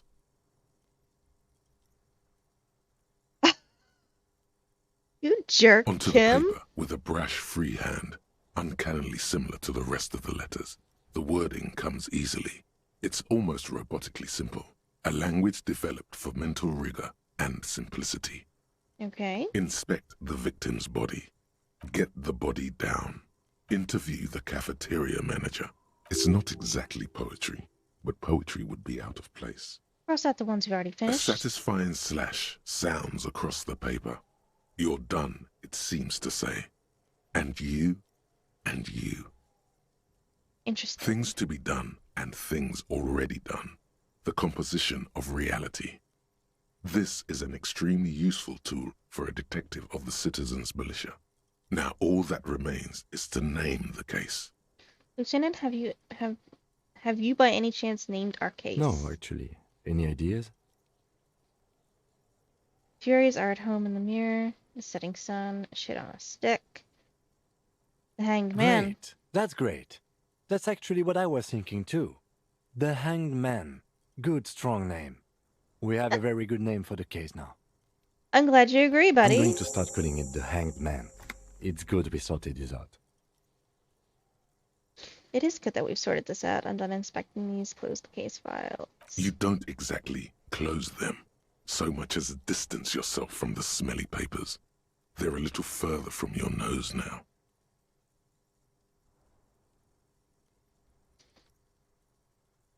gonna read the case files now. Yes, you can piece them together using the alphanumeric code on the margin. It always begins with HDB41, then date of initialization and time of arrival on the scene, followed by the title. For example, HDB 41120111700, the Next World Mural. Weren't those officer precincts? Why, yes, your precinct number is 41. And HDB. Every last alphanumeric in the files begins with it. And these are your case files. It's safe to say HDB are your initials.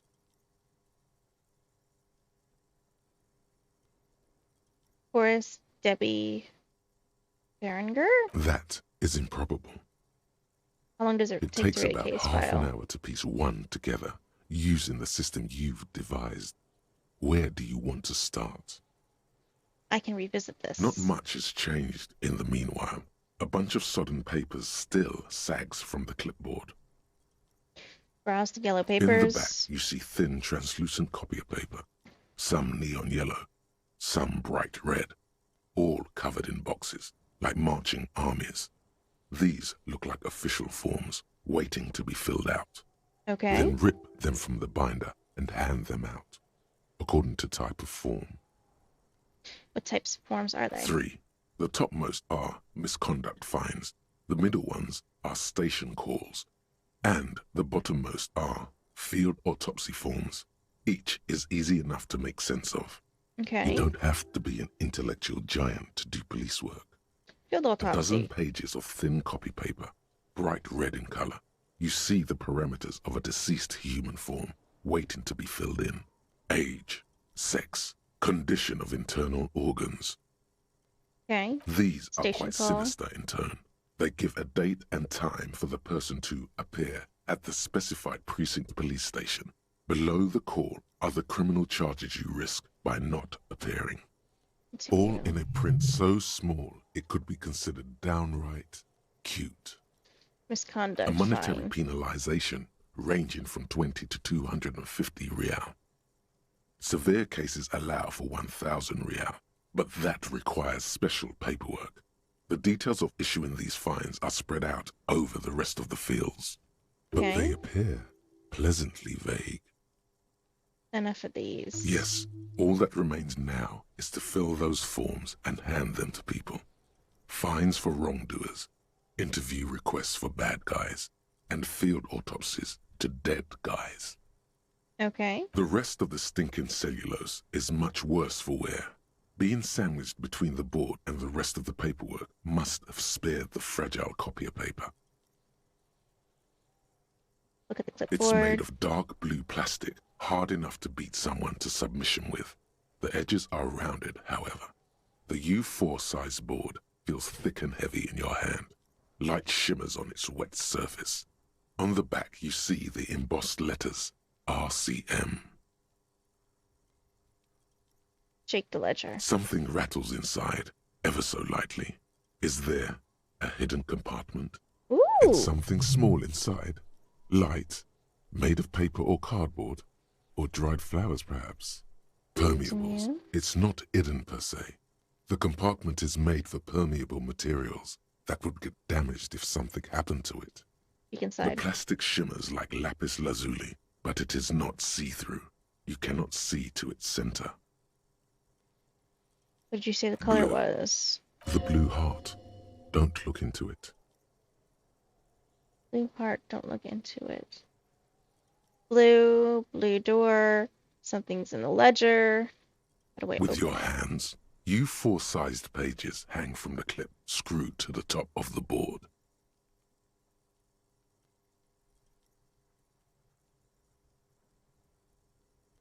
Tracing. Let's try it.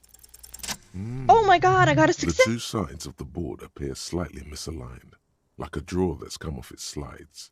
If you bend the plastic on your knee slowly, the slides snap back into place. It should be possible to just, Slide the drawer open. Without resistance or sound, the two panels move against each other. The compartment is now open. What's 2 inside? ticket stubs and a handmade postcard. Pick up the ticket 2 stubs. octopuses are smiling, reaching their tentacles toward each other in the colored pencil drawings. The tickets permit access to the zoo in Revachol East. The aquarium costs extra. These let you go there too. Pick up the card. Thin wax paper has been glued to a piece of cardboard. Sounds like leaves rustling when you pick it up. You see violet flowers, floral patterns, patches of glue. Smell it It first. smells of chewing gum, apricot flavored, a touch of cinnamon, the end of summer. You think the label says tutti frutti. Open it. Familiar handwriting lines the inside of the card, looped, round letters in a woman's hand. A young woman in her 20s. There is care, effort, and a smile, you think. Although that is not something you can read from someone's handwriting. Okay. Memory. Harry, it begins. You're already reading. I wanted to write you a letter so you can read it when you wake up. Maybe it will make you happy. Cute. Throw it away, please. Keep reading. Your hand shakes holding the card. Every morning when I step out and you're asleep behind me, it says, I find a little piece of sadness in me. I carry it in my chest, down Voyager Road. Oh no. Every step I take, it grows. By the time I reach the fuel station, it has filled me entirely. I step onto the light rail and look back. Sparks fall from the bow collector. I know it will be like this until late afternoon, when I get off the 42 and walk back to you. Keep reading. You. Every step I take will get lighter. It almost makes me run. Sometimes I do. I can't believe I met you. I can't believe the happiness I feel with you. You have a vast, vast soul, and I will always, always, always come back to it. Cute. Kisses, kisses, kisses. You feel the air sucked out of your lungs and the blood sucked out of your head. Everything around you gets dark. Small white dots appear. What's happening? Sparks fall like snow from the bow collector. A streetcar distancing. You feel the ledger slip from your hand. No, no, hold on. Hold on. What? There's nothing. Detective, is everything all right? Fall sideways. What the hell is going on?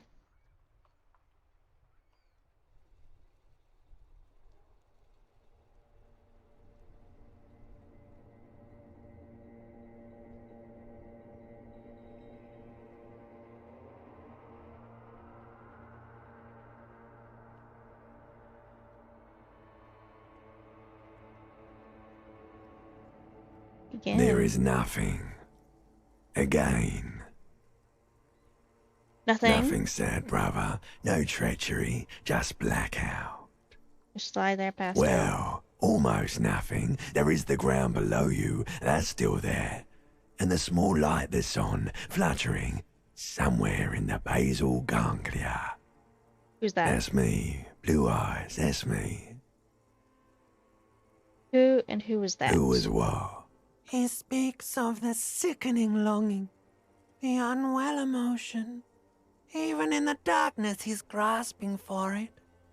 Still trying to hold on to the great sorrows slipping in the water. Slimy. Yeah, that's the stuff. Here in the paleo-mammalian cortex, we call it the shadow. Because Okay. it's always there. Tell him. Tell him. Ah, yes.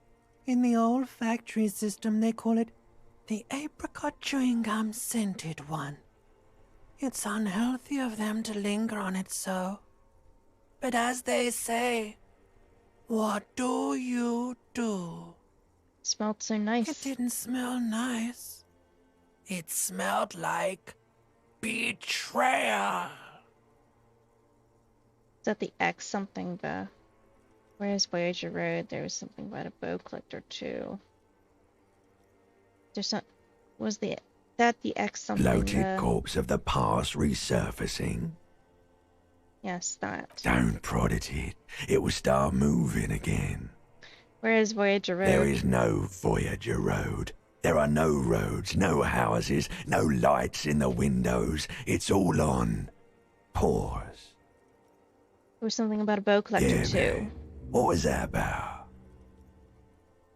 Now if you just lie there motionless. You think they would let you? Until you disintegrate into biomolecules? No. Someone is breathing on your face now, inspecting your pupils, stupid idiot. What is that? It's cold. Yes, they're pouring something on you. It's in you. And It's delicious. Glowing lights on a dashboard emerge out of nothingness. Where am I? In the upholstered cabin of Lieutenant Kitsuragi's motor carriage, seated in the driver's basket. The air is thick with leatherworks and heavy fuel oil. Cold water runs down your chin. Drink. Water. Lieutenant is extending a small canister to your mouth. Drink. The water is cold, silvery, the stuff of life itself, as it pours down your parched throat. The pounding in your head recedes. The darkness parts. Drink. Okay. You haven't drunk water in 2 days. Did you know the human body is not made to survive on alcohol alone? You need a secondary form of hydration. Okay, drink. With greedy gulps, you down half a liter of cold water. Some of it spills on the driver's seat. The lieutenant pays no heed to it. What happened? I came in contact with the burnt-out ruins of my past, Lieutenant. I was dehydrated. It won't happen again. Fuck it. Start climbing in with the motor car. I came in contact with burnt-out ruins of my past, That Lieutenant. does sometimes happen. Hands you the remains of your He ledger. replies with such understanding, it's as if the burnt-out ruins of the past were an occupational hazard. Athlete's foot for cops. It probably is. You dropped these. Are you okay to proceed?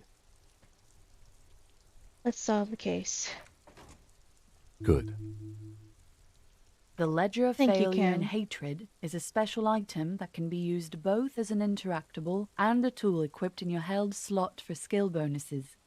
Find it under the Tools tab in your inventory. Okay. Oops. Inland Empire, Empathy, and -2 Authority. Okay.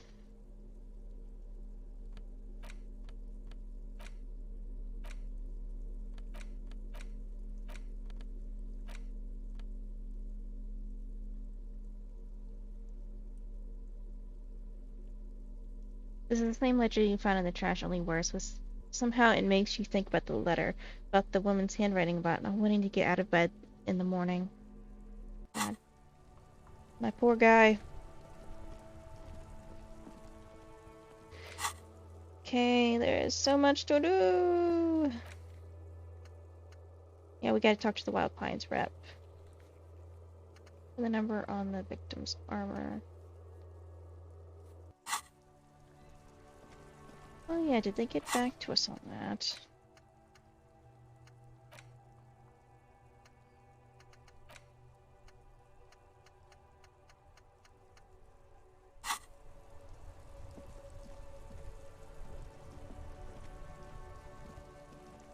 Inside, you see a set of steering levers, a radio microphone, a pull-out toolbox, and the soft glow of the fuel preheater gauge.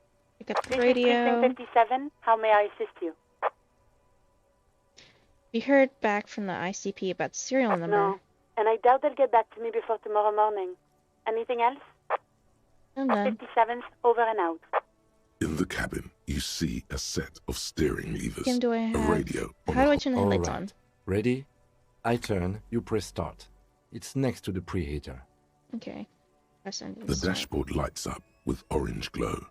The rounds per minute gauge jumps, and the engine of the Caprice Kinema comes to life with a whiny growl. Okay. Like a leopard waking from its sleep, yawning and roaring at the same time.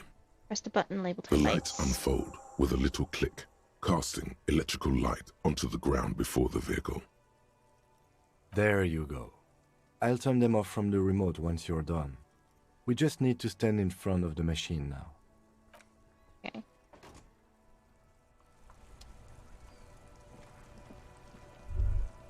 As you hold your ledger's clip under the headlamp, an iridescent hologram appears. A street grid and the veins of a great river. A familiar sensation washes over you. There she is.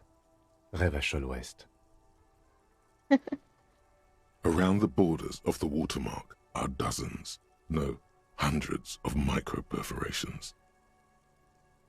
Look at the shimmering street The rectangular watermark is overlaid with the logo of the RCM, and yet the major arteries of Revachol are all recognizable.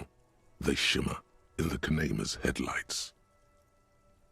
Look around A rat you. brazenly darts past you and disappears amongst the stopped lorries. In the distance, a child somewhere shrieks. A woman reprimands her in a voice no quieter than the child's cry. Ah, Martinez. Where are we on this? Let me see. Right here.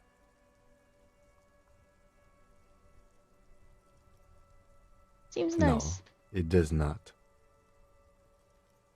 Look at There the are many of them, perforations. and they are divided into 3 separate rows. Tell you up the different The rows. first row has 18 dots. What about the next one? The next is the longest. It runs all the way around the border, and then some. Count them You individually. count 216 perforations. Considering that nice, large number, a wave of pride washes over you. Though you can't say why, precisely. What about the last row? The last row has 3 perforations. 3, that's That's it?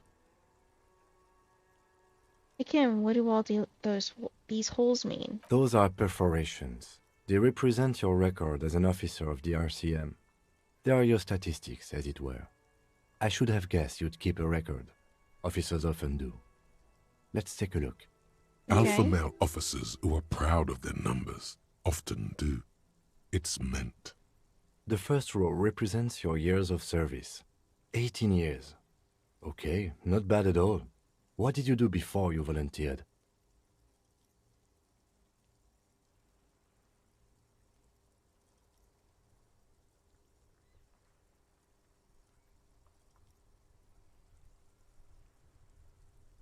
Wait, 18 years? I've done this? That's what it says. I might have guessed even longer based on your age. What did you do all those blissful years of your youth? Probably some boring office job, same as everyone else. No shame in working a regular job, detective. Sometimes after a long day of doing this, I even envy it. Let's move on, shall we? Okay. This next row, the one that wraps all the way around, is your number of closed cases. Closed is good. It means finished. You've got, let's see... Wow, more than 200. Damn! 216 to be exact. It's quite a lot, even for someone who's been on the force for nearly 2 decades. Usually, clearing more than 10 cases a year puts you in the 90th percentile of all RCM officers.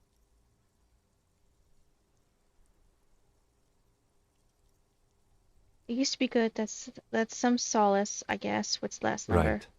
Those are your confirmed kills. You've got precisely 3 perforations there.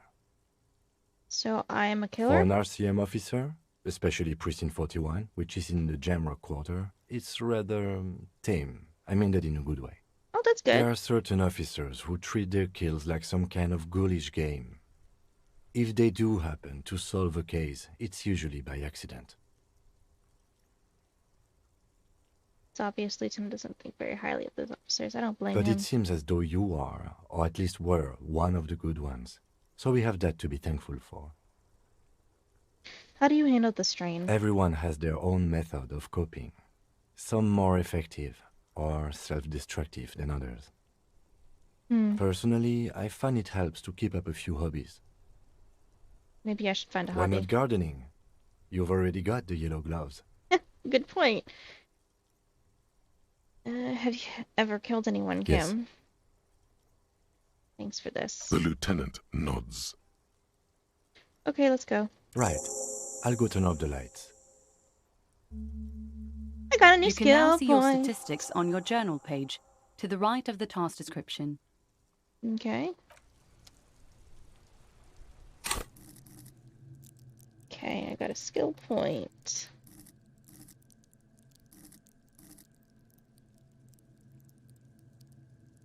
Visual calculus.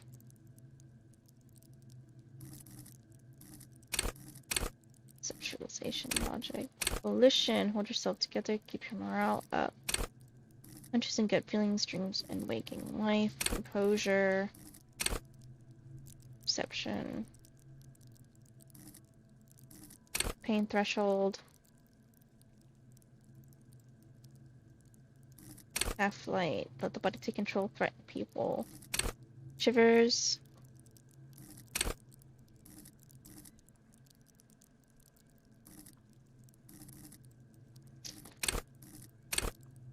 Volition. Mission to Station 41, Understanding Pop Culture. I want one of these three. Make laws of physics work for the law. Inland Empire.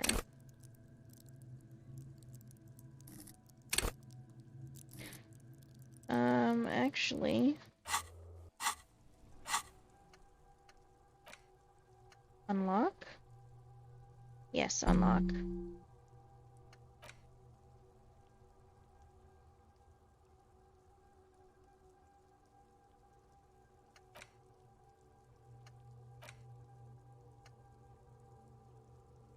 +1 pain threshold. All psyche. Learning caps raised by 1. Okay, I wanted to do... Encyclopedia. The bow collector. Hell on Earth. Hand-eye coordination.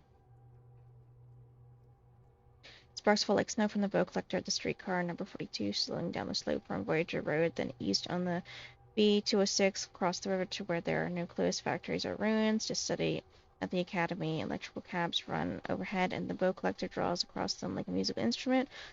A flash, she's standing at the rear window, holding onto the rail in a spring coat, waving at you. White morning. Little guy gets further and further away. You see yourself from above. You've passed onto the blue tiles of the hostel floor. Even from this distance, you can see your eyelids flutter at the mention of what? A great white object letting out its sweet smell like a lily of the valley. The little man's forgotten its name, but he still remembers the feeling, and look, he moves. The feeling animates him. He instinctively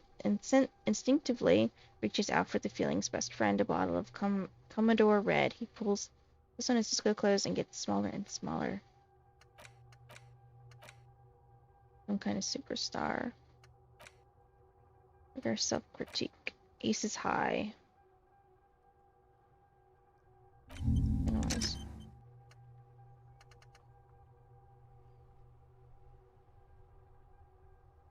Okay. And then next, I'm probably gonna get visual calculus.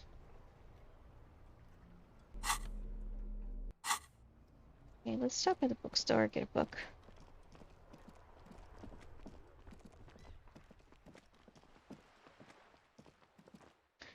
Here, and then we're gonna go talk to the Pine Lady.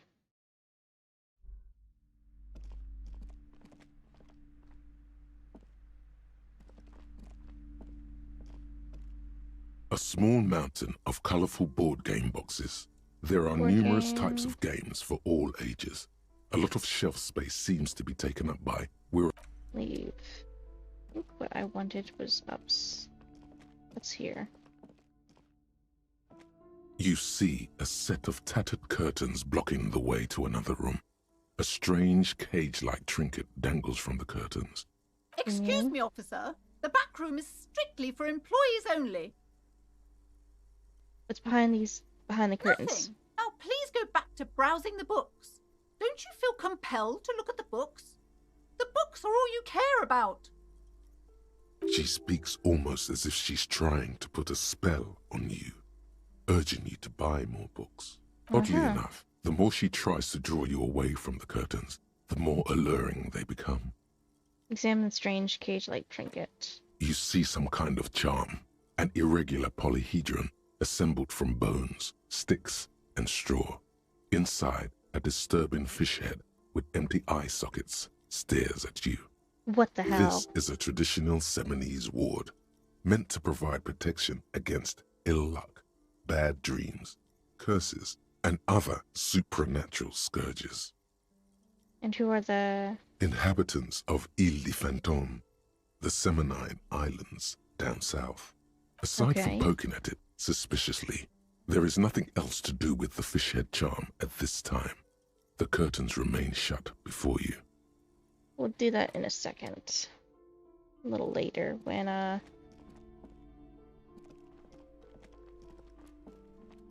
Shelves filled to the brim with crime novels featuring the supposedly stalwart Vespertine detective, Dick Mullen. That's not what I wanted, I don't think. Is it here? Shelves full of biographies of famous people, whoever they are. Great Innocence. A true cultural touchstone. Enjoy the read. And there was one over here, wasn't it? This bookstore is not strictly about crime, romance, and biographies of famous people. There's also a wide range of paranatural literature. Medical purposes of Indeed. heal. Something about that book does seem to have spoken to you. Well, I hope it contains what you're looking for. Okay. Actually, hold on. This bookstore is not... What books are these? Sir, please, no browsing in that shelf. That wisdom is not for free. I can't have you end up, like, opening a police store next door and stealing my customers. Oh, no. Okay. Shelves full of biographies of famous people. Browsing through suddenly, a particularly odd title catches your eye. High Speed Love chronicles the romance between two of the finest tip-top tourney racers in history. One of them is the madcap driver, Jacob Irv. His blonde mane graces the cover. Next to Irv's life story, you see a slim biography of an Occidental rock star called the Anti-Star. He's famous for shooting morphine into one of his eyeballs and cocaine into the other. Next to that, Rivasholian radio personality Guillaume Bevy stands in front of a rundown drug den. He's a permanent fixture on Channel 8, reporting on real-life crime and ruining cops' days. Lovely. I really must insist you buy one of the books. She understands she has erred against the customer and immediately corrects course. I'm sorry, I did not mean to rush you. You are browsing. Go ahead. Shut up, woman. Shelves filled to the brim with crime novels, crime fiction. Display. These books great. What's more, not a single mention of all the stress this work creates upon the officer's family. Detective fiction just doesn't tell the truth at all. Now, would you like a list of all the books found on the shelf? Sure thing. You see Dick Mullen on the job. Get Me Mullen. The Stalwart Adventures of Richard P. Mullen. Dick Mullen and the Murder in the Orchard. The Sordid Affair of Dick Mullen. A killing is declared. Dick Mullen in the Murder House. The Final Case of Dick Mullen. An obvious lie. Dick Mullen in the Clock Tower. The Ordeals of Dick Mullen. Are there any more? There's also The Dame Who Did It. Farewell, My Mullen. Faking death seems to be a common trope in the Mullen series. The Morbid Tales of Dick Mullen. A Dark Tide Turns. Tragedy Calls for Dick Mullen. Another one with fake death. And, of course, Dick Mullen, the murderer. In order to catch a murderer, Dick Mullen must become the murderer. Lovely. After all this, you still haven't found the answer to the one question that matters. Who is Dick Mullen? Reaction speed. Your attempt to Oh, grasp check at the failure. answer fails. It's Nah. Try again later.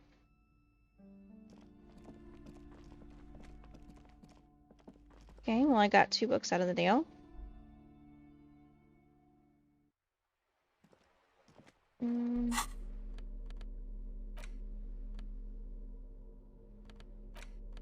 The Greatest Innocence by João Paulo Salomão Lopes de Fuego. The book is large and heavy. Crack open the cement Browsing stone. through the various chapters, you try your best to understand the ceaseless overflow, the sprawl of names, dates, places, events historical. Most of it ends up as a twisted mass of facts inside your brain. Your educational survey is done. Did you catch any of that? No. Oh well, it's pop quiz time. Let's see what you've learned. This might take a few minutes. Sure, That's why the not? spirit. Here we go. Question 1. Who was the first innocence? Oh yeah, this is what I was made for. Yes, it is. That's alright, go on, give me all the hints you got. A pop quiz is a short examination designed to test your knowledge without any prior warning or announcement. Such exams allow the teacher to assess how thoroughly the students have retained the material at hand. Voila. Now blast that first innocence. Okay. Dolores Day. Dolores.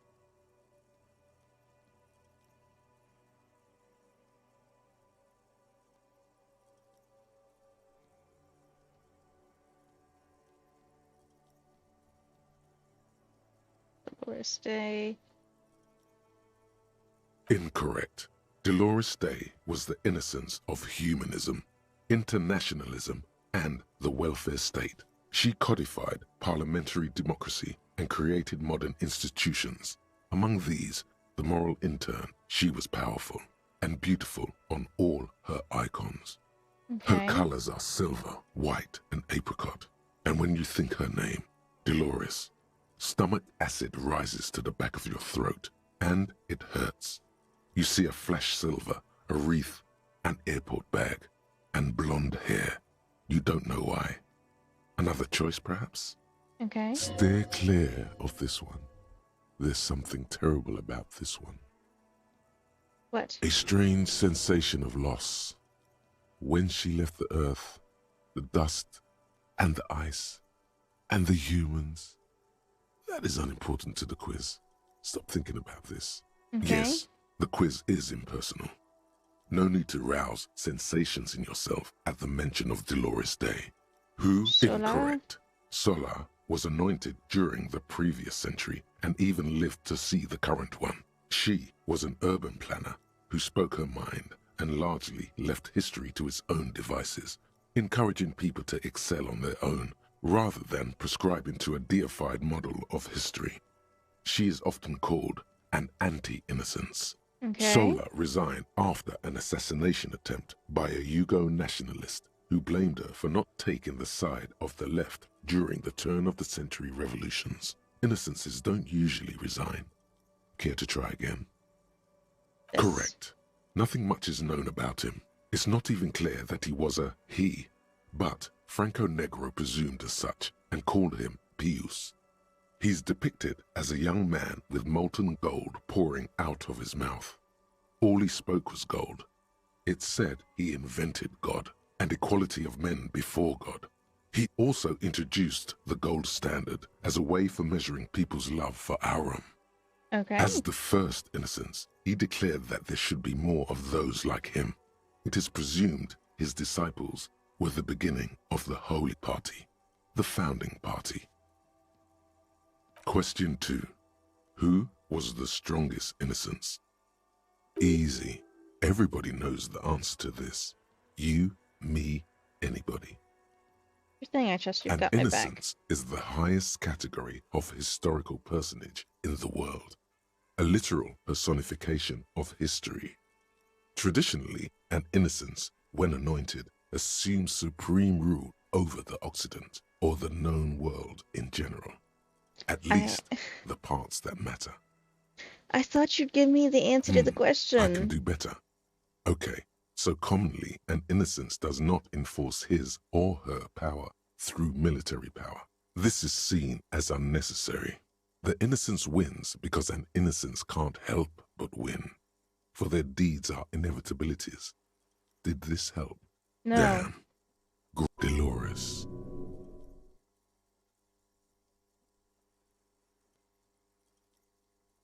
Vesper Messina.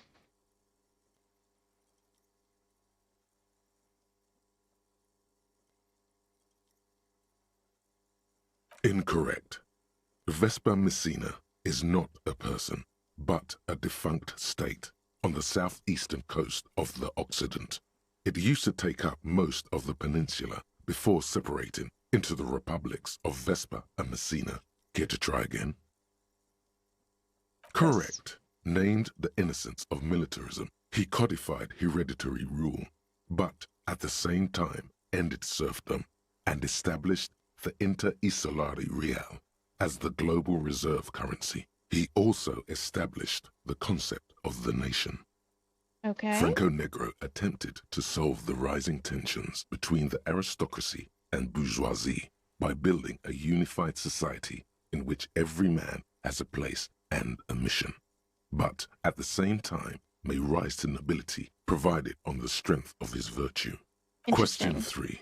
Who was the false innocence? Got it under control. No problem.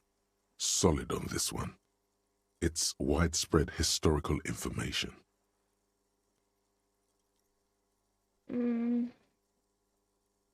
What was the false innocence?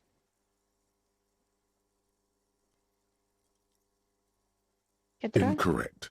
Kedra is a large nation in the mid-northern area of the Muindi Isola, north of the Occident, between the Ilmarin mountain range and the Pacific Mare Interregnum.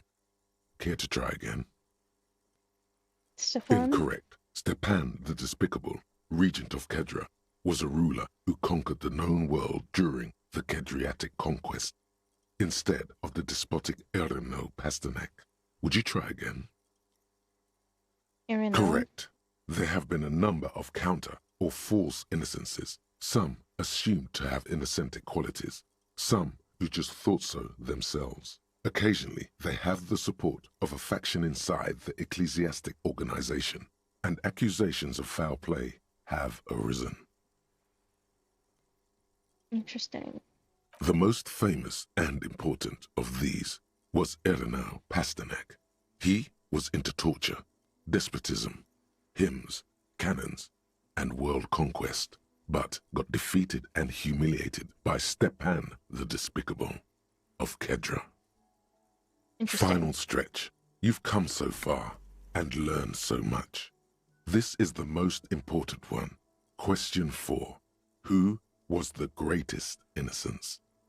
The most important of them all. The most precious to humankind. I've got it. Honest.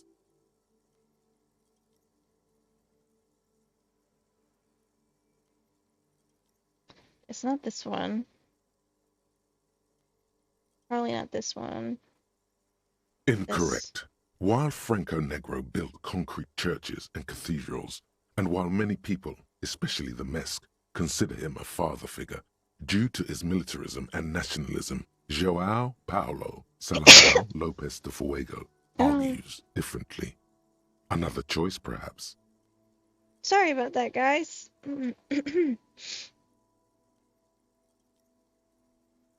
Dolores. Correct. The Mesk might see Franco Negro as the father of nations, but as of this century, there's been a great shift in attitude. Dolores Day has become widely regarded as the greatest innocence, a most radical change to the whole fabric of the world. Okay, cool. Everything from inter-isolary travel to the connected world to 3 consecutive scientific revolutions can be traced back to her. Every decade that passes, she seems less human somehow, and more beautiful. Congratulations on finishing the test. The results and your subsequent grade have been calculated.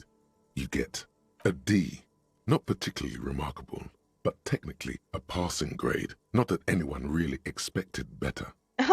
You would have done better if you just left Dolores Day for the end. Dial the Dolores Day down a bit. Damn you, you arrogant book. What's going on with you?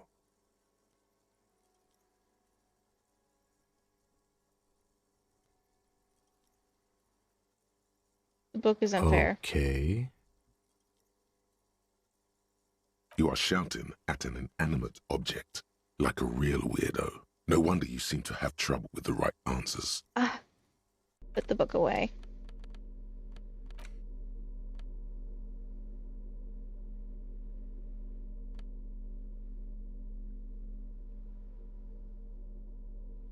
The greatest innocence. Browsing through your educational survey is done.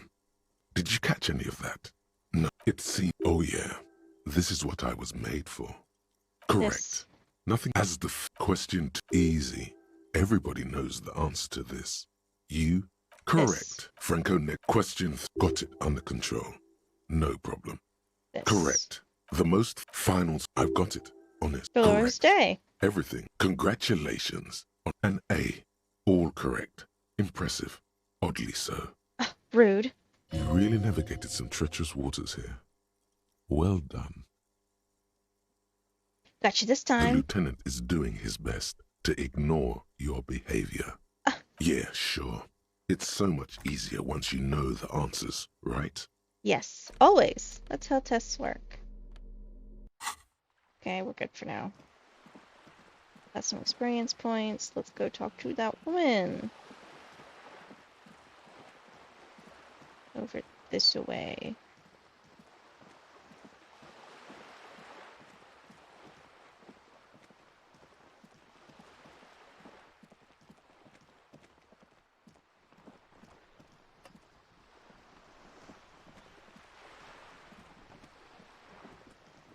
Ooh! What's in here? Magnesium. Take that, thank you. I should use one. That's good. What's this? Docking reserved for residents of Rue Descente, whatever. Room in the whirling is much bigger than this slope. This is worth more than you'll ever earn in all your life. A Lovely. striking woman leans against the cabin top of her sailing boat, smiling as you approach. Her green raincoat glistens with droplets. A silk scarf is tied around her throat. Good evening, officers. I'm Joyce.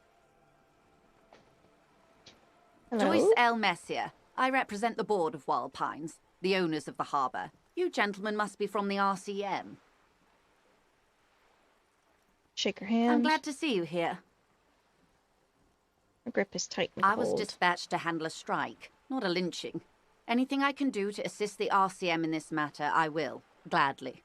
That is Okay. good to hear, madame. My colleague will take the lead on this interview.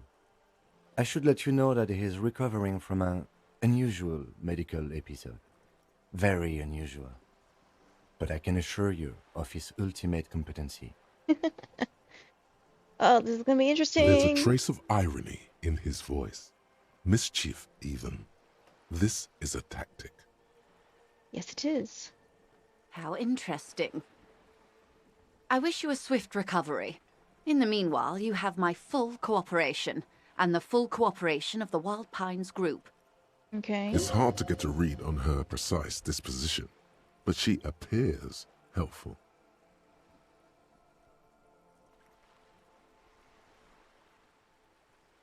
You're on a Why, boat. yes, I am.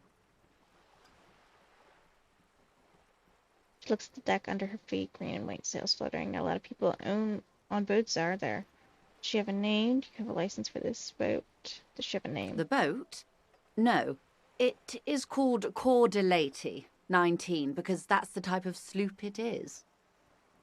What kind of boat is it? It's a pleasure craft. A 19 pacer. It also happens to be rated for Category 1 racing. Though these days I mainly use it for business. Okay. How do you My like it? sloop?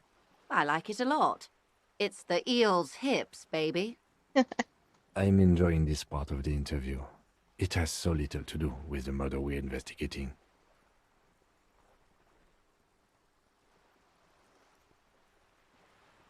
Not a lot of people on boats, Of course are there? there are. We're on an archipelago. How else are you supposed to get around? Wait, we're on an archipelago? Yes, we are on Le Caillou. Technically, the neighboring Ozon and Fas a la Mer island groups are archipelagos, while La Caillou, by contrast, is a single fertile landmass, the fourth largest island in the world. It is not an archipelago. Wait, I thought Lakayu was one big island. Okay, if you want to get technical. The point is, we're all on islands here, and sail is still the most expedient way to get from one island to another, especially when you're in a hurry to resolve a strike. Ooh, I made her a little mad. Understood about this boat of yours. She nods attentively. I think you gotta handle this boat thing. Tell me about Wild Pines. What do you do? What we do? I'm afraid I don't speak for Wild Pines as a whole. It's a giant undertaking. There was a touch of discomfort there. She wants to merely represent. So what do they do? The Pines' core competency is logistics. Container shipping, freight, that sort of thing. See those airships there, blinking? Those are the shipping side of things. And that is the terminal. Another subdivision deals with energy, oil and gas exploration, offshore platforms. The Wild Pines Group is one of the original Revacholian Indo-tribes. Companies awarded royal monopolies by the king, the suzerain himself, centuries ago. The king is long gone, but several of the Indo-tribes remain. Who are the other other Son-Baptiste, Indo-tribes? Elysium, an unknown entity known as Brightest Star. You're in a good company, it seems. Why, thank you.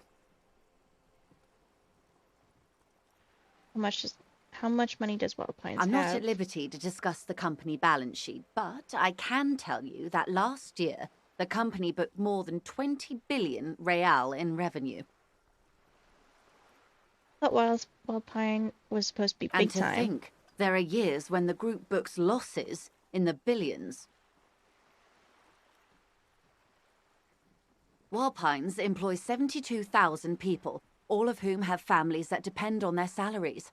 It is a tremendous responsibility.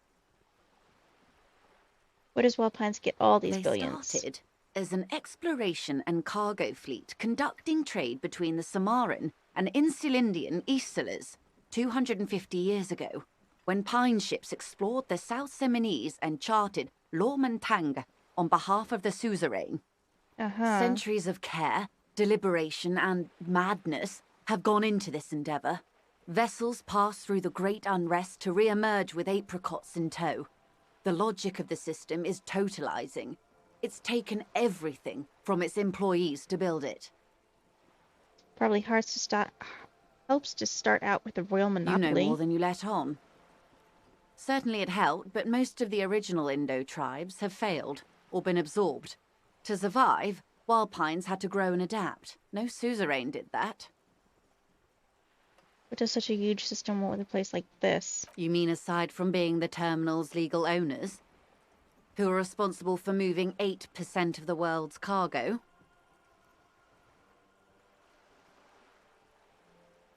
You don't keep it moving. The workers do. The company's nothing without them. We built this district. There it is. She owns up to it. All the best parts of it. Rue de Saint-Ghislain, with its bastions, the plazas Meteor and Mosaic, even some of the old street lamps have been put back thanks to the investments from the WP. Before Martinez was swallowed by the industrial harbour, even before it was part of Revachol, long before Terminal B was erected here, the Pines built it as a resort for its Revacholian employees. A company getaway, for a weekend or a summer holiday. Then came the revolution. But that's another matter. I'm here to make sure the Pines can fulfill their responsibilities to the place they built. With your help, hopefully, says her warm tone. What can you tell me about this strike? Everything. Right up to, but not including, trade secrets. What is your role in this precisely? I believe the official title is Senior Labour Negotiator. In practice, I'm a grocery clerk. I relay the union's demands to Wild Pines and return with Wild Pines' counteroffer. Okay. And how are the talks going? They're not. That's the problem. The union stopped all negotiations a week ago, after that awful lynching took place. Now they won't even let me into the harbour. There's a 2-meter-20 racist behemoth blocking the gates. Tell me about this behemoth. What can I say? The union employs a giant covered in tattoos. A racist giant. I guess that's part of their big tent organisation now. How were the talks going before the lynching? Let's say I was not making the kind of progress I'd hoped for when I first arrived. And when did you first arrive? I arrived 3 weeks ago. Yes, in the middle of February. The bay was still partially frozen then. I prefer to do these things on site, like the RCM. But the strike began in December. I wasn't the original negotiator here. I took over after Mr. Gaumont hit a wall with Mr. Clare, the union boss. Mr. Clare refused to speak with Gaumont despite concessions he'd granted the union in prior negotiations. Okay. This isn't the first time the union has gone on strike? Heavens no. There have been 2 prior strikes. Both times the union won significant concessions, including overtime pay and a medical plan. This time their demands are more, I guess you could say, aggressive. Aggressive how? Ludicrous even. It's meant.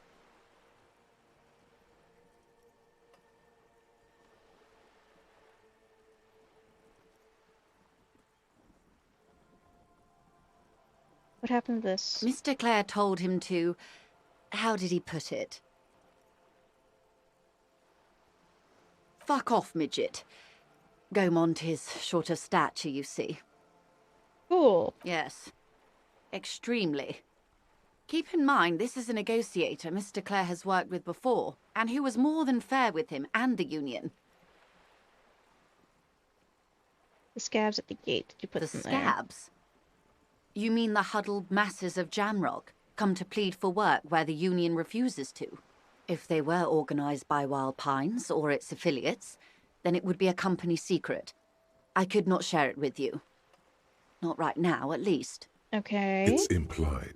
She's open to discussing this matter with you at a later occasion. Tell me about this union boss, Mr. Clare. Everard Clare is a man of the utmost integrity. If you can say one thing about him, it's that he always puts the interests of the workers first. Really? Of course not. Everard is fantastically corrupt.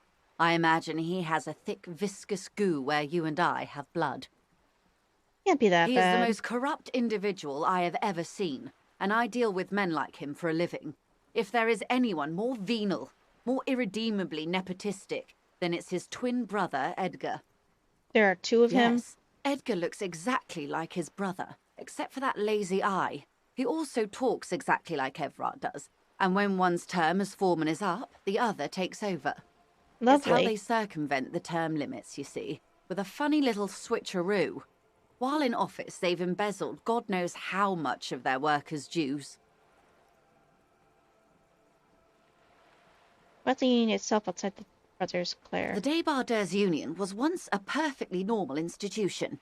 20 years ago, anyway. It must not have been easy to establish under the Emergency Act, but they did it. I can respect that. Organised labour at its best, as they say.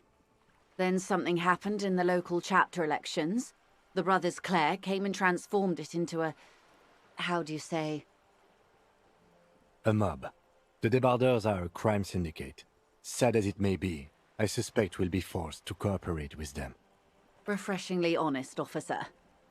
The company has tried appeasing in the past, but I'm afraid our concessions have only emboldened Everard and his brother. And your opinion, Detective, if I may ask? I'm a curious and talkative person, you see. Would you say the Débardeurs Union is... Basically a socialist mob. Thank you for being candid. Sadly, Wild Pines have cooperated with what amounts to a crime syndicate for 2 decades. However much you feed the wolf always hungers.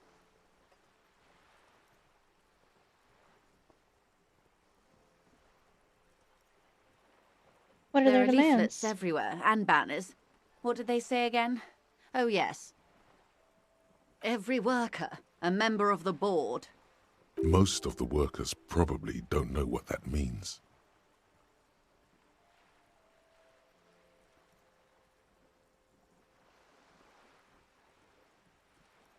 Seems like they have no idea about business over aggressive calming In its posturing. defense, another said, demand democracy. Pretty tame stuff compared to every worker, a member of the board. Most of them probably don't know what that means. Fortunately, they explained it. Every time the Wild Pines group makes a decision about anything, it needs the signature of each of the 2,200 workers in its Martinez terminal. Ah. Just so you understand, this is but one of 22 terminals owned by Wild Pines. Essentially, not only are they kings of the company, they are also kings of the 72,000 employees of Wild Pines Group.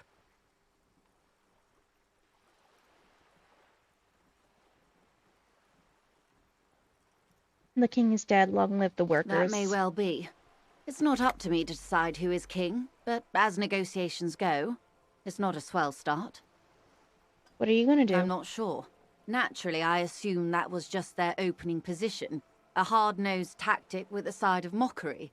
But there's been no follow-up, just the same nonsensical slogan repeated over and over again. Probably And bad now, news. people are getting lynched, I hear. Behind the whirling in rags. A disastrous situation if there ever was one. I'd say. Excuse me, from whom did you hear about this lynching? Good I question. first heard it from the boyer at the gates. The one whose very name advertises his aversion to work. I think he said it was, "Call me mañana." This checks out. Okay. One more thing, you said something happened in the elections. I'm glad you asked. There was a woman, the previous forewoman of the union. She disappeared. Disappeared? Yes. On the last day of the local chapter elections, her daughter phoned in and said she wasn't running anymore. Or coming to work. Ever. End of story. Eerie. Downright haunting, if you ask me. The Wild Pines suspected foul play, but what could they do? It was a union matter. The point of the presentation is, these kinds of things happen around the Clares. Watch out when you're dealing with him. Thank you for your concern, ma'am. We'll be just fine. That's all I need here. Let's change the topic. Of course. How else can I help? What can you tell me about the lynching? You seem rich. Can I have Is some what money? you want to say, but it isn't that easy, is it? Why Look not? at that lady. Take a gander. Squint your eyes, bub. What nice fabrics. Why, yes. Tucked away under that sturdy green raincoat, almost rustic in its simplicity, a silk shirt and matching scarf around her gentle throat, while dull orange pearls hang from her earlobes, red from the cold. Her light green eyes scan you, full of knowledge and worry, wealth and all its possibilities. These are the kind eyes of the rich man that seem to say everything is possible, within reason.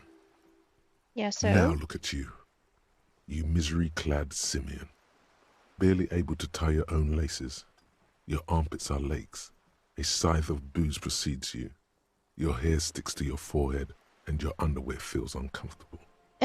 You're poor, poor as balls. You can't ask this person for money. You're too...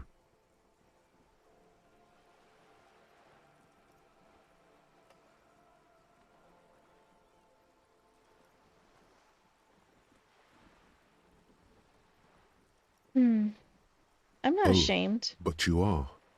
Too ashamed to ask this person for money. Too scared to belittle yourself in her eyes.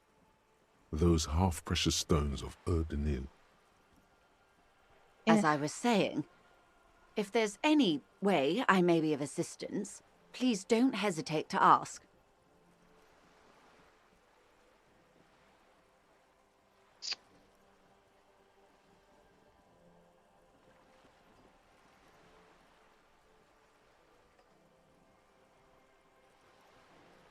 Do you know something about these tattoos? That's the man who was killed. I'm afraid this is a discussion for once we've cleared the lynching question. So you know something about the tattoos? Better not tie the fourth day to the backstay on this. I hope there is something else I can help you with.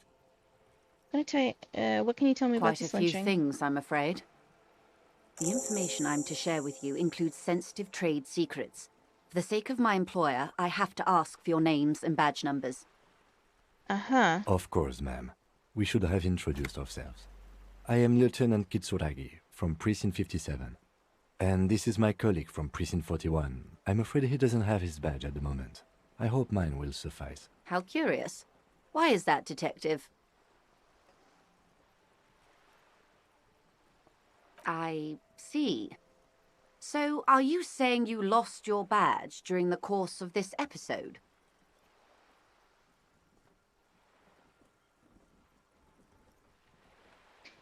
Yes. I can't hear you, darling. Speak up, please. I could have eaten it for all I know. I don't remember anything, this world, this city, nothing. Oh, dear. Some kind of encephalopathic amnesia. I don't even know how to respond. Well, thanks for feeling a little sorry for me. I do believe you, naive as that may sound. I simply can't imagine what you gain by faking such a condition. Exactly. As I said, ma'am, his technique may be very unconventional, but he is an officer of the RCM. Of course, Okay. I sympathize, but I'm afraid I simply can't share anything more until I've seen that badge. Hang on. She's a professional negotiator. She should be open to some sort of mutually beneficial arrangement. Suggestion. She's a negotiator. Just float a favor at her. Insinuate. Surely there's some other way to demonstrate our law enforcement I will be credentials. frank with you. If I'm going to break protocol, I need to be able to justify it to my superiors. They're going to want to see something very tangible. Okay. You're in, but expect her to drive a hard bargain. Like what? Reports from inside Terminal B suggest it's a hub for the local drug trade. This is an open secret in Martinez. The Union controls the terminal, so it goes to reason. Okay. They're profiting from this trade. The company has tried looking into this matter before, to no avail. Perhaps someone with your authority and resources might turn over the right stones. Well, I can try. Or you can recover your badge. Though, if I may be blunt with you, it sounds like that may be a lost cause. Detective, a word in private before we continue. Excuse us for a moment, madam.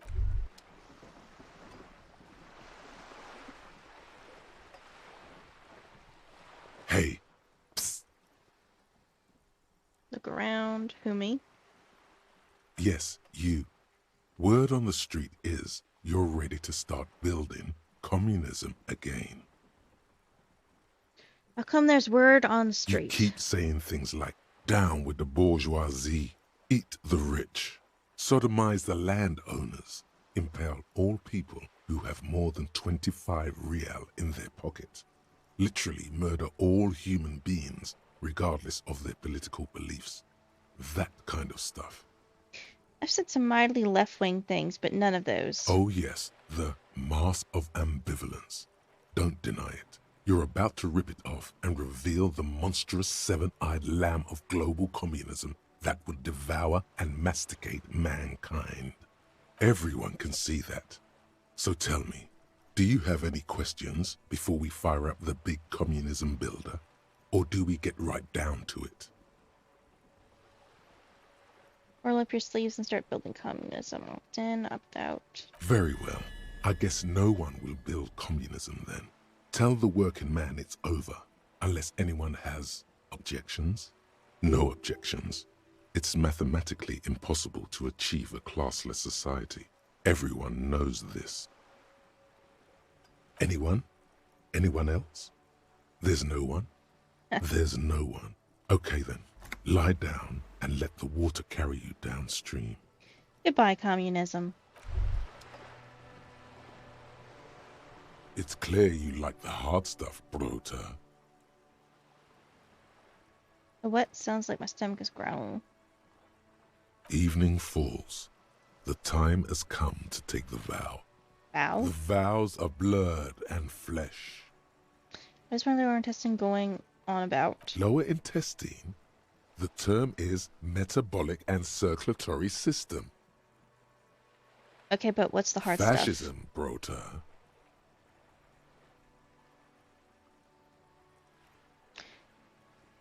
Okay, stomach. I've made up my mind about fascism. You're going to keep your views, right? Keep your views, Brota. Absolutely not. I'm not going to be played by an upset There's stomach. a slow, painful growl somewhere in your intestines, knocking on your alcohol-engorged liver. It is one of betrayal and disappointment. Good. Aces high. For the rest of the world, the aces high is just a cool Revachol thing, politically neutral. In Revachol, it still holds revolutionary connotations. Also, have you looked at Lieutenant Kitsuragi's clothes? He wears a bomber jacket, just like the ones worn by aerostatic brigades, and those cargo pants could store tools for hot-fixing your aerostatic. Maybe you should ask him about this. Accept.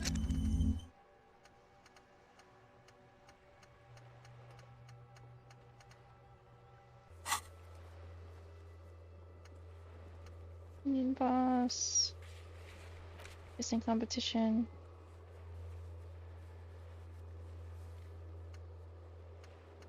Here's the rest of the armor. Pay for damages.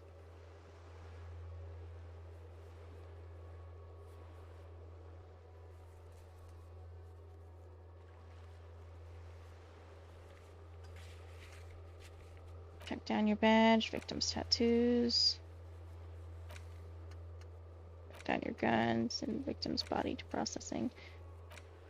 Any for more beauty wall, find booze and drink it, expose our whirling secrets, passage.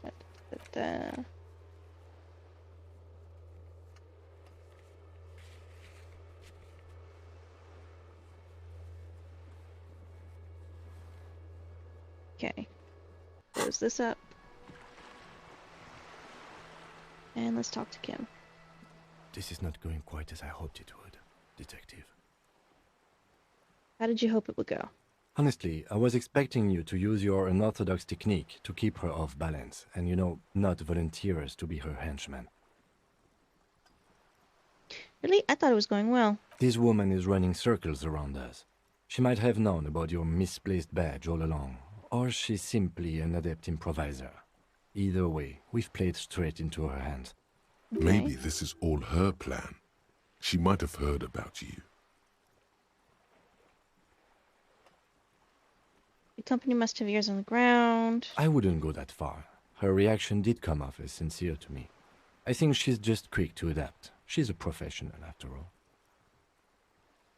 What do you propose that we do? Don't investigate the drug trafficking? No. If there is reasonable suspicion, we must investigate. Otherwise, she could claim we are siding with the Union, or that we are on their take. We'd never hear the end of it. No, we wouldn't. What I propose is, we ask her, then we investigate, briefly. But do not share the outcome of this investigation with her. We tell her it's done, and demand for her information on the lynching. Okay, we could just, find my badge.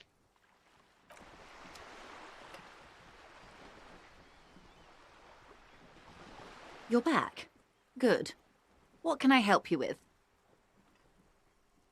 Okay, tell me about this alleged drug It's quite trafficking. straightforward.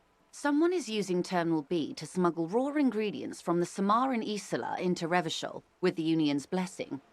Wild Pines has suspected it for years. Okay.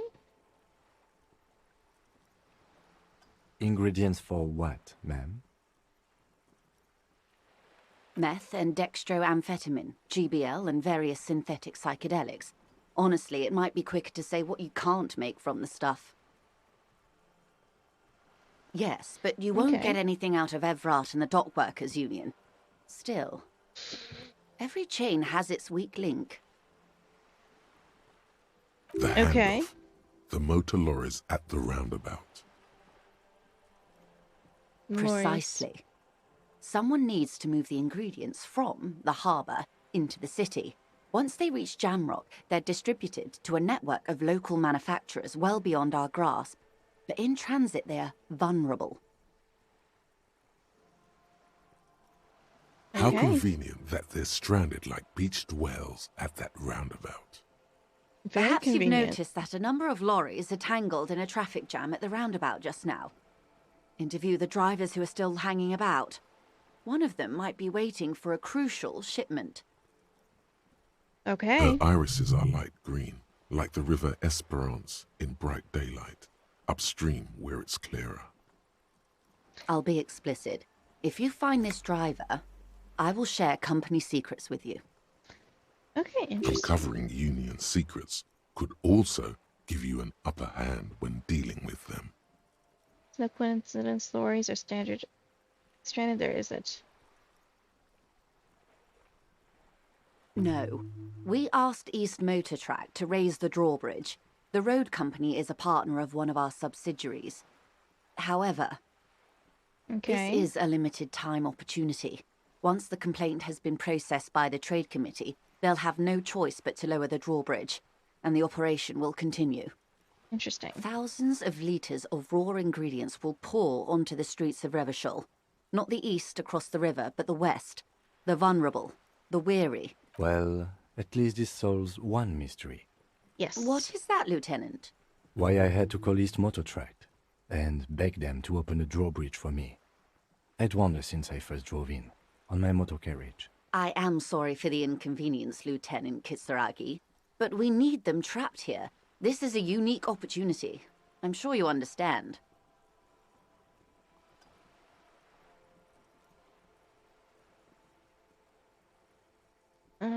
What proof do you have that the Union is involved?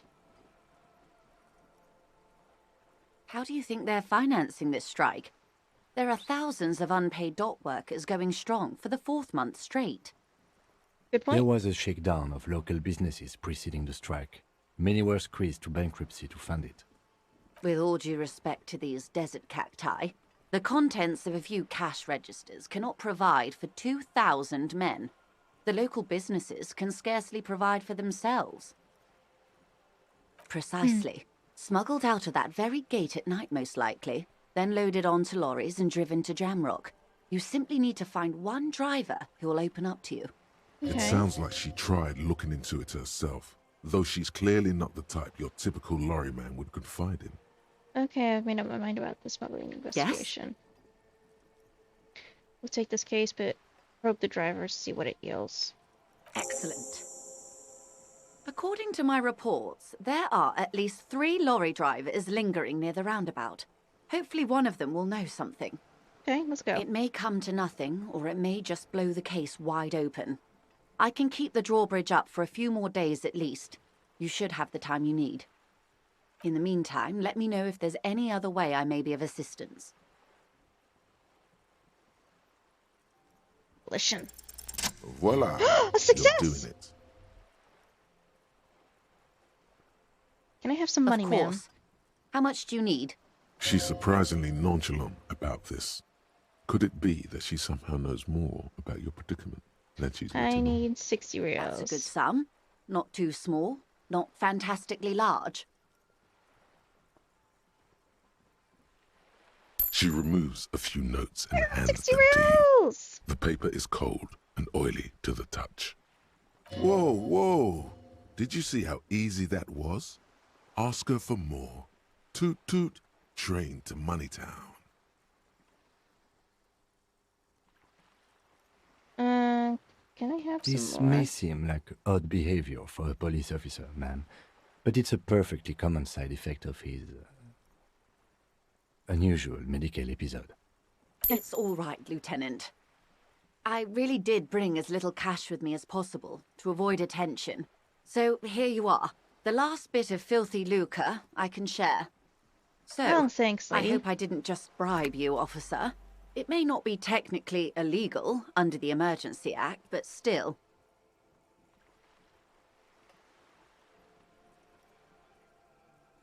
One honorable policeman, one of two good men in Rebel You're Shoal. right, ma'am, that donations are permitted under the Emergency Act, unseemly as it may be, as long as they are properly logged with the precinct. Which he most certainly will do. Now, how else can I help the RCM today, besides supplementing its salaries? Thank you, that's all for now. Of course, Detective. Take care. You too. Well, I think before I end the stream, I should go and give the Whirling in Rags guy the money that I owe him, so that's his one thing off my back.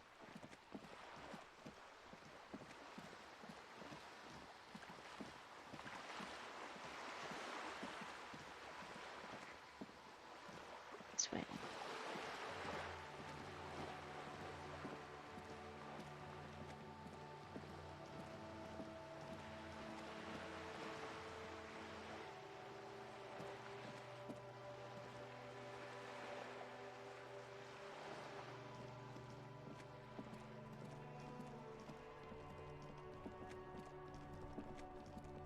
Okay, let's go in here.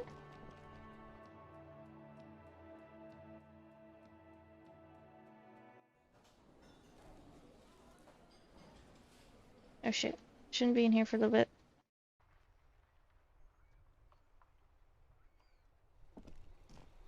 Okay, I should do the report first. Inside, you see a set of steering levers, a radio microphone, a pull-out tool. Pick up the This is precinct radio. 57. How may I... Just a moment. 10-4, come in, officer. Over. Okay. Okay, 10-4. Wait. Before you say anything stupid, think it through. What's there to You're think going about? to be looking at a straitjacket if you tell everyone you lost your memory. Be smart about this. Ask if he's there alone. 10-4, sir, I'm not hearing your question.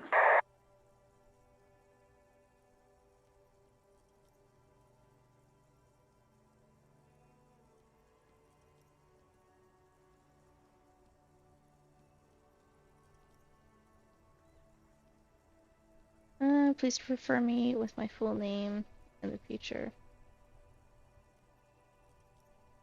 10-9, repeat message. I didn't get that, sir. Over. Say Sir, my I will not have name. you talk to me in this manner. Over. Let's just say my name first. What? What is it? What? He seems intoxicated and keeps asking me to call him by his name. Mullen's drunk and emotionally aggressive. That's new. Fuck Wrap you. it up. Don't indulge in his drunken antics. Yeah, let's wrap this up. Understood, sir. Over. Roger that. 10-10, over and out. Close the door. Well, I tried. Let's go give this one bastard the money, and we'll be gone.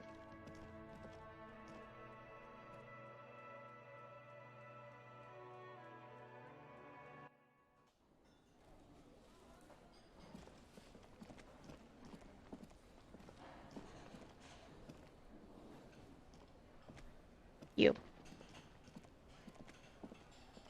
Can I help you? Use your trash container keys. Thanks. I hope you found what you were looking for. Found the victim's How clothes. strange. I certainly didn't put them there. If you don't remember putting them there, maybe you were sleepwalking or in a fugue state. Could someone on your staff have put them there?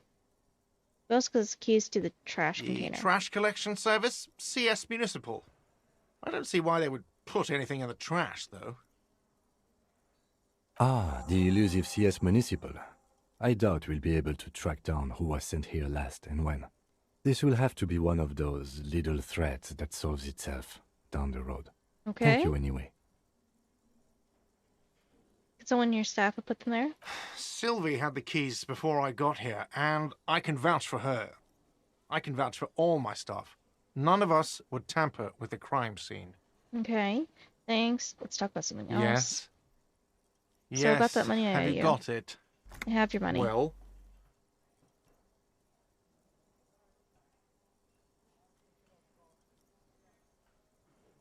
Here's 60. Here it is. Sorry for the trouble. Great.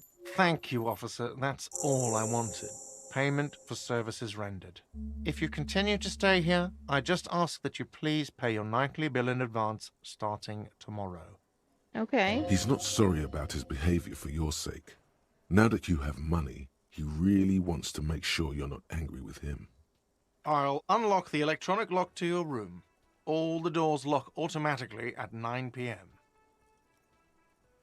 Okay. Please pay for each night in advance starting tomorrow. 20 real per night. 20 real? I don't have that. Too. Of course. Always happy to have officers from the RCM as guests. Anything else I can do for you? Okay. By the way, I'm going to sing Absolutely out of the question. Absolutely in the question. First we find a sad banger. Then we sing this place to shit. Your body is ready, sire.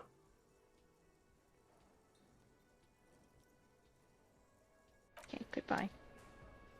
That's 20 real a night. I don't have that much money.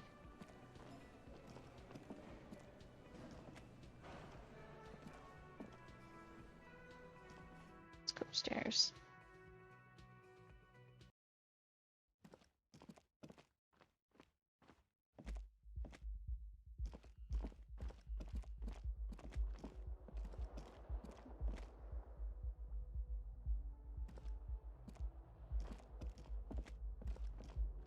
Go in here. This is the door to the room you redecorated. Good night, Lieutenant. Just a moment. We should talk about our progress on the investigation. Let's go out to the balcony. All right, let's go.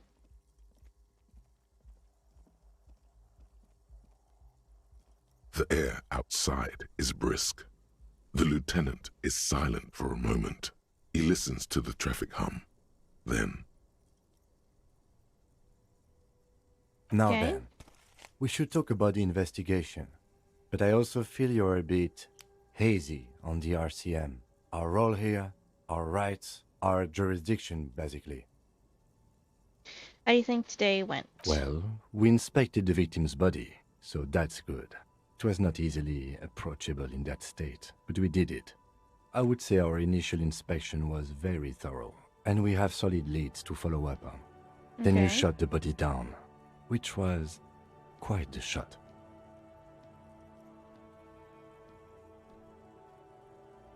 I was inspired by your confidence in me, Kim. I admit I wasn't sure whether I should give you the gun, but I'm glad I did.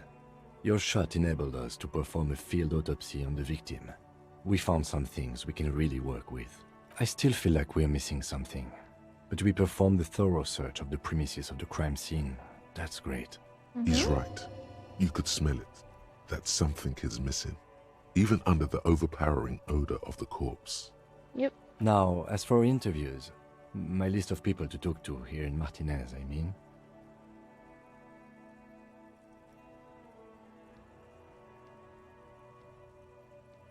The initial interviews, yes. Well, we talked to some people. Not always the right people, I'm afraid. We weren't able to find the union leader, Everard Clare, much less interview him. So that's on the to-do list for tomorrow. We tried to interview the Wild Pines rep, but she asked us to do something for her first. Fine, so be it. I have a feeling Joyce knows how dangerous the situation really is. We have to get her to talk to us. Yes, we do. If Kim is emphasizing something this much, it really must be important. I agree. Above all, though, today was exhausting. What's with all the running? You run a lot. Is that a standard Precinct 41 practice? I don't like to waste time, you know. My mind moves fast. Rest has to try to keep It's up. impressive, especially for a man your age. And in those hills. Well, thank you, Kim. Nice shoes, by the way. I like the green. Goes with the orange.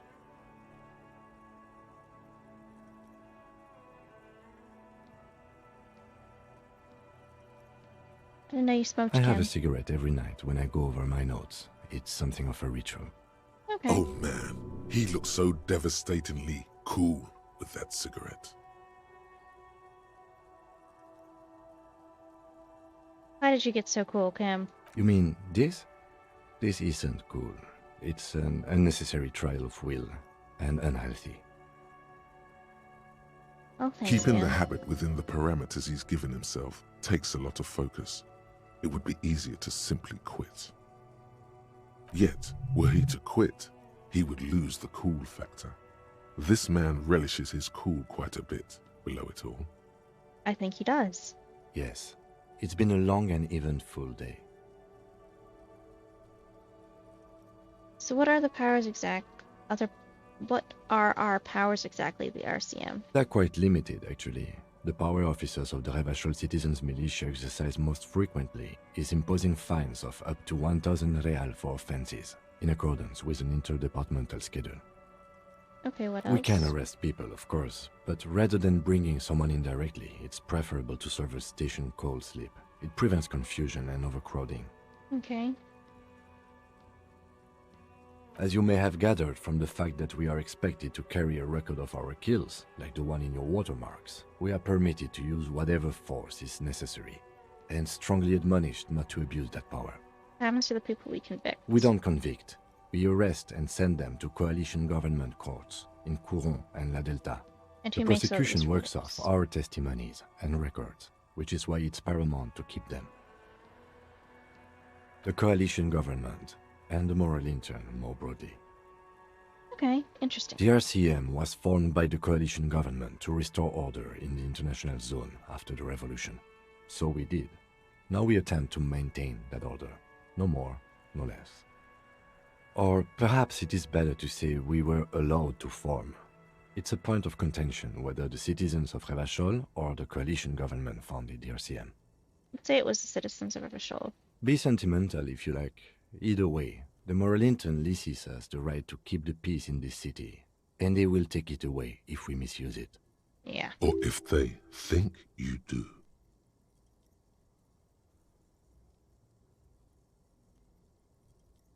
Say nothing, just look into the night. The dying lights of the city shimmer below. Slowly, like luminous clouds, they pass on his lenses. The lieutenant looks at his slim cigarette, contemplating the next drag. This soldier is the highlight of the day for me, he thinks. This little stick right here. An aerostatic passes overhead, the whiskers of its floodlights on the ground below. Kitsuragi's glasses light up as he looks to the sky. Two glowing circles. They really don't like us here. The Union, the teenagers too. It's different in land. In Jamrock and the GRIH. Why are they like this? It's our fault for leaving this place to the dogs, to the Union, to the company, not daring to come here more often. This place has fallen between the cracks, the jurisdictions of our two precincts. In Jamrock and the GRIH. We run this city. West of the river is RCM land.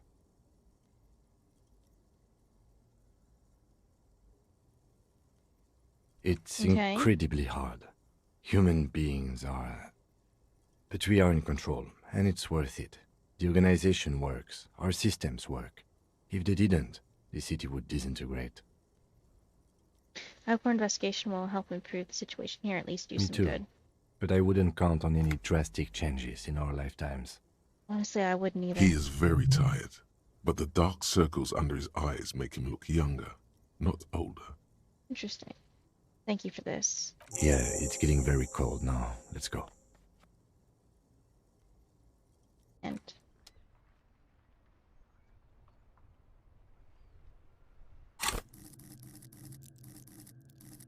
okay, I want to look up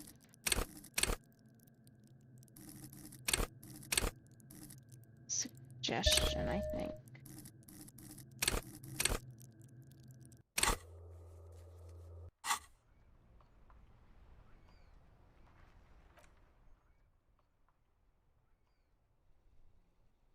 Okay, guys, with that, I'm going to end this here. I hope you enjoyed the stream. I had a lot of fun. If you want to see previous streams that I've done, go check out my YouTube channel. Link is in my bio.